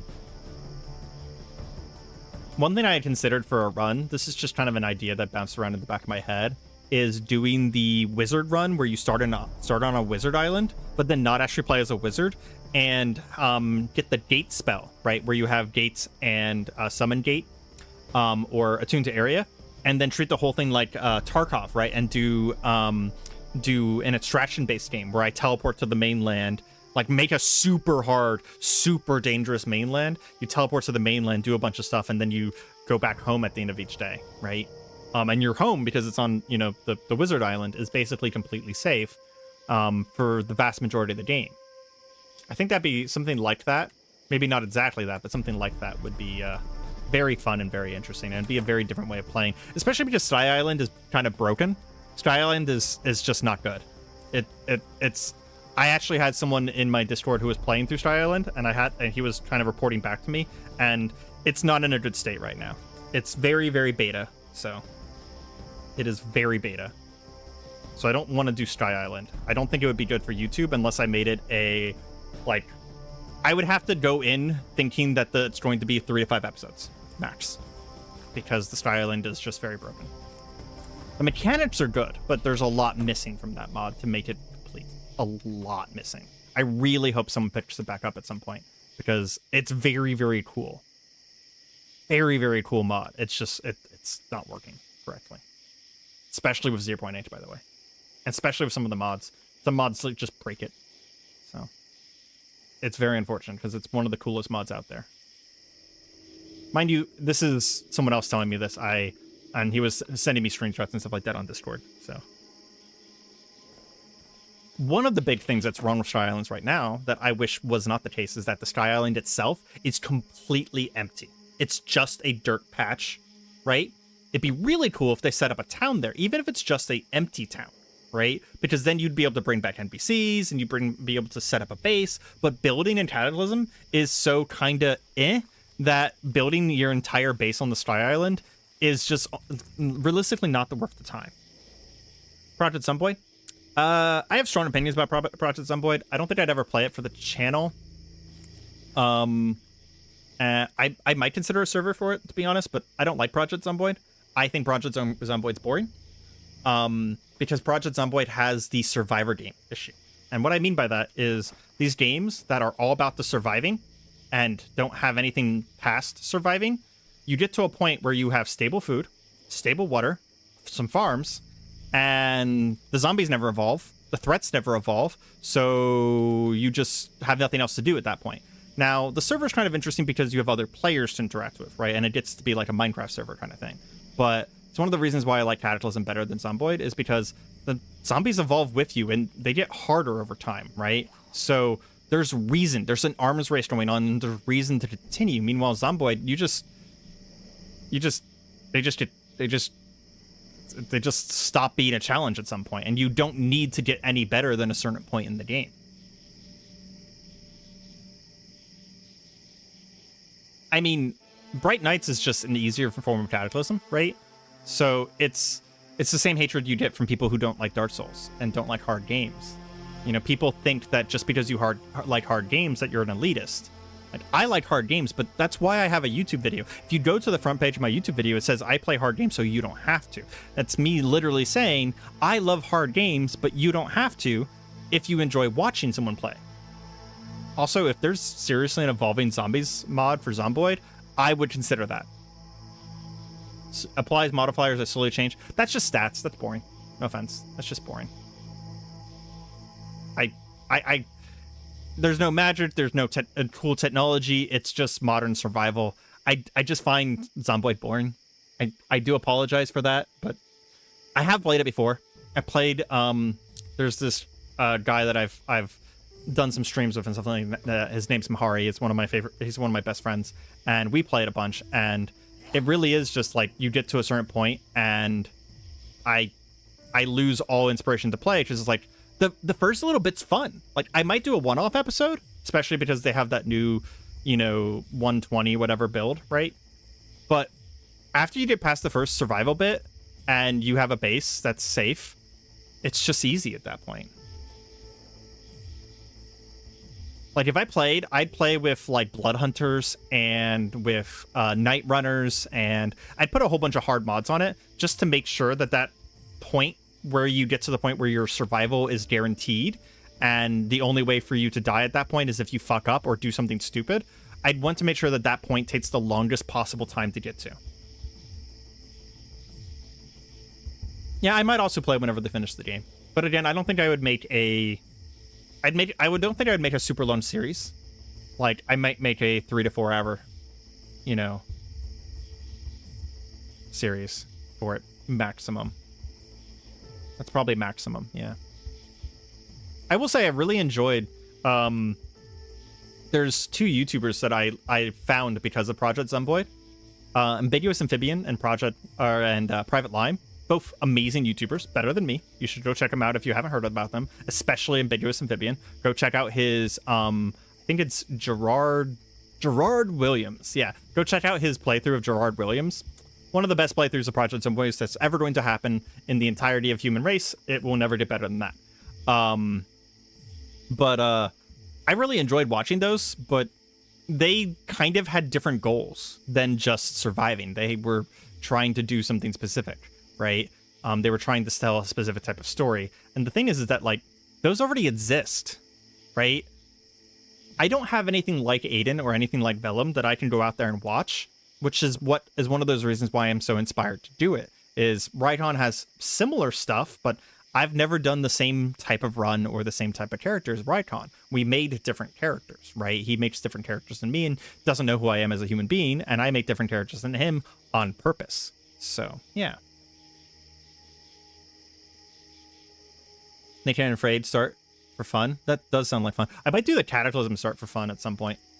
Because, like, I have a huge Cataclysm community, and there's a Cataclysm challenge, right? Because it's the bad day Cataclysm challenge.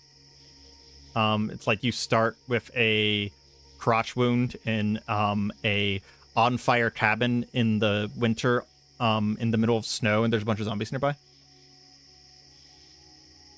The CDDA zombies don't evolve, but there are different types of zombies. Oh, that's interesting. Is that the one that has like flaming zombies and exploding zombies, and they're just like different colors? Like they're not reskins or anything like that. They're just different colors. I think I saw Private Lime do something with that at one point. It might have been Lime. It might have been someone else. I don't know who Harvests is. Yeah. 1 week before zombie mod? Is that just like you're just living life 1 week before? I mean, 1 week before would be just like before the zombie infection, right? Because Zomboid runs off of the Dawn of the Dead Zomboid thing where it's a plague. It's not like Cataclysm where everyone has it. Oh no, it is kind of like Cataclysm, right? Everyone already has it, right? No. I don't remember anymore. Because I know you can get infected. And the infection just fucking kills you. Just absolutely fucking kills you. I don't know Zomboid lore. Not the vanilla lore, at least. I'm just going to go ahead and stop there and just say that I don't know zombie lore.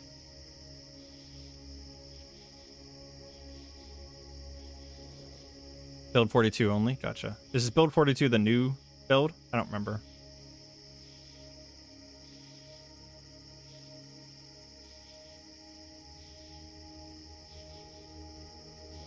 What time is it? Okay. Dive from moving vehicle? Oops. Oops. Don't do that. Don't do that. I need to pay more attention. Oops. Okay. Now let go of... Whew. That was almost bad. We almost just lost our canoe. Fortunately, for once, I actually paid attention to what I was doing.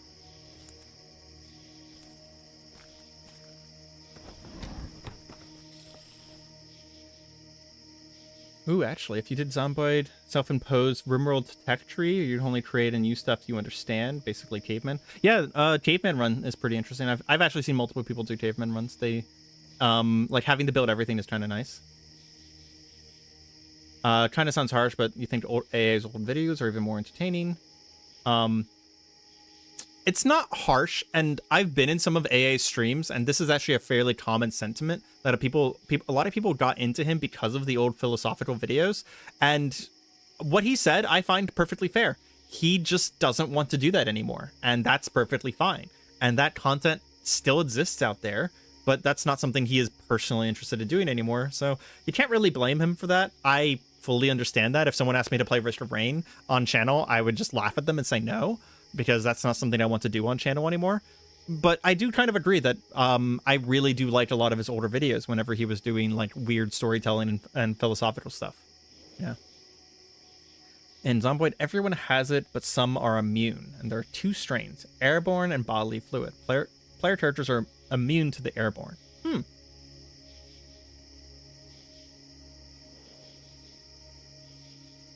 I don't like the infection in Zomboid. The idea that you make the slightest fuck up and boom, your hard work is just gone. There's no recourse. Yeah, I actually don't normally play with the infection. Like, whenever I played with Mahari, we didn't play with the Fort Knox virus on, because it was easy enough to die without the virus, right? And yeah, it's, you know, I will say, Brian, that I agree with you and kind of disagree with you at the same time. I like playing games as hard as possible. And if I played Zomboid, the Fort Knox virus would be on, and it would be Night Runners, and it would be, you know, Blood Hunters. Blood Hunters mean that they always see where you are if you're bleeding. Like, they'll see you on a third story. And there's a smart zombie mod as well. So, like, I play with super hard. But one of the nice things about games like these, especially even like Cataclysm, is games that allow you to choose your difficulty are just more accessible for more people, and means that there's more people you get to talk to about this game because it's accessible. So I like the fact that you can turn off the Fort Knox virus myself. You can create a new character and find your old one as a Zomboid. Yeah, you can do that in Cataclysm too. I don't know if it still works, because it warns you against doing it nowadays, But if you load a new character into an old world, you can actually find everything that character did in that world. It's the same world. I'm not 100% sure if that still works, though, because there's some weird error messages if you try and do it nowadays. The bandaging and medic system in Zomboid is super nice. It's one of the few things I really, really enjoy. I also really like the skill system, like the character traits and the leveling up, but I will say that leveling strength was way too grindy. We played a 40-hour Zomboid server, and I never gained a point of strength, even though I worked out every single day. Kinda grindy. But it is 12:58, so unfortunately I'm going to have to end stream here because I have an appointment in a little while, and I need to eat first. So I need to go and get food and all of that stuff. But this was a lot of fun. I might do something like this again in the future. I am, like, honestly shocked. 26 fucking people showed up. Like, thank you guys so much for the support. That is wild. I will have to probably play Cataclysm again in the future. No, I have not played Noita, but I have watched every single Fury Forged video, so I know everything about Noita, unfortunately. Yeah. I will probably be including a lot of the stuff that happened here in a video. And, oh, just for people who watch my Cataclysm, Monday is going to be my supercut, and then I have a couple things happening next week. So then the first episode of Aiden Season 3 is not going to be next week, but the following week, because I'm changing how I'm making Cataclysm videos, and it'll be a longer episode. It'll be like an hour and a half long, and I'm going to be doing one episode a week. I'm going to have a channel update that's going to be talking about this as well, coming out in a few days here. And I'm planning on getting better at editing. I want to really focus on making these things, you know, even more cinematic, right?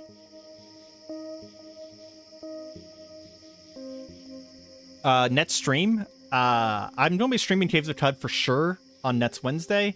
Next Cataclysm stream, I don't know. It's hard to stream Cataclysm whenever I'm telling a story because I don't want to... It's impossible for me to tell a story whenever I'm sitting here and chat with you guys, right?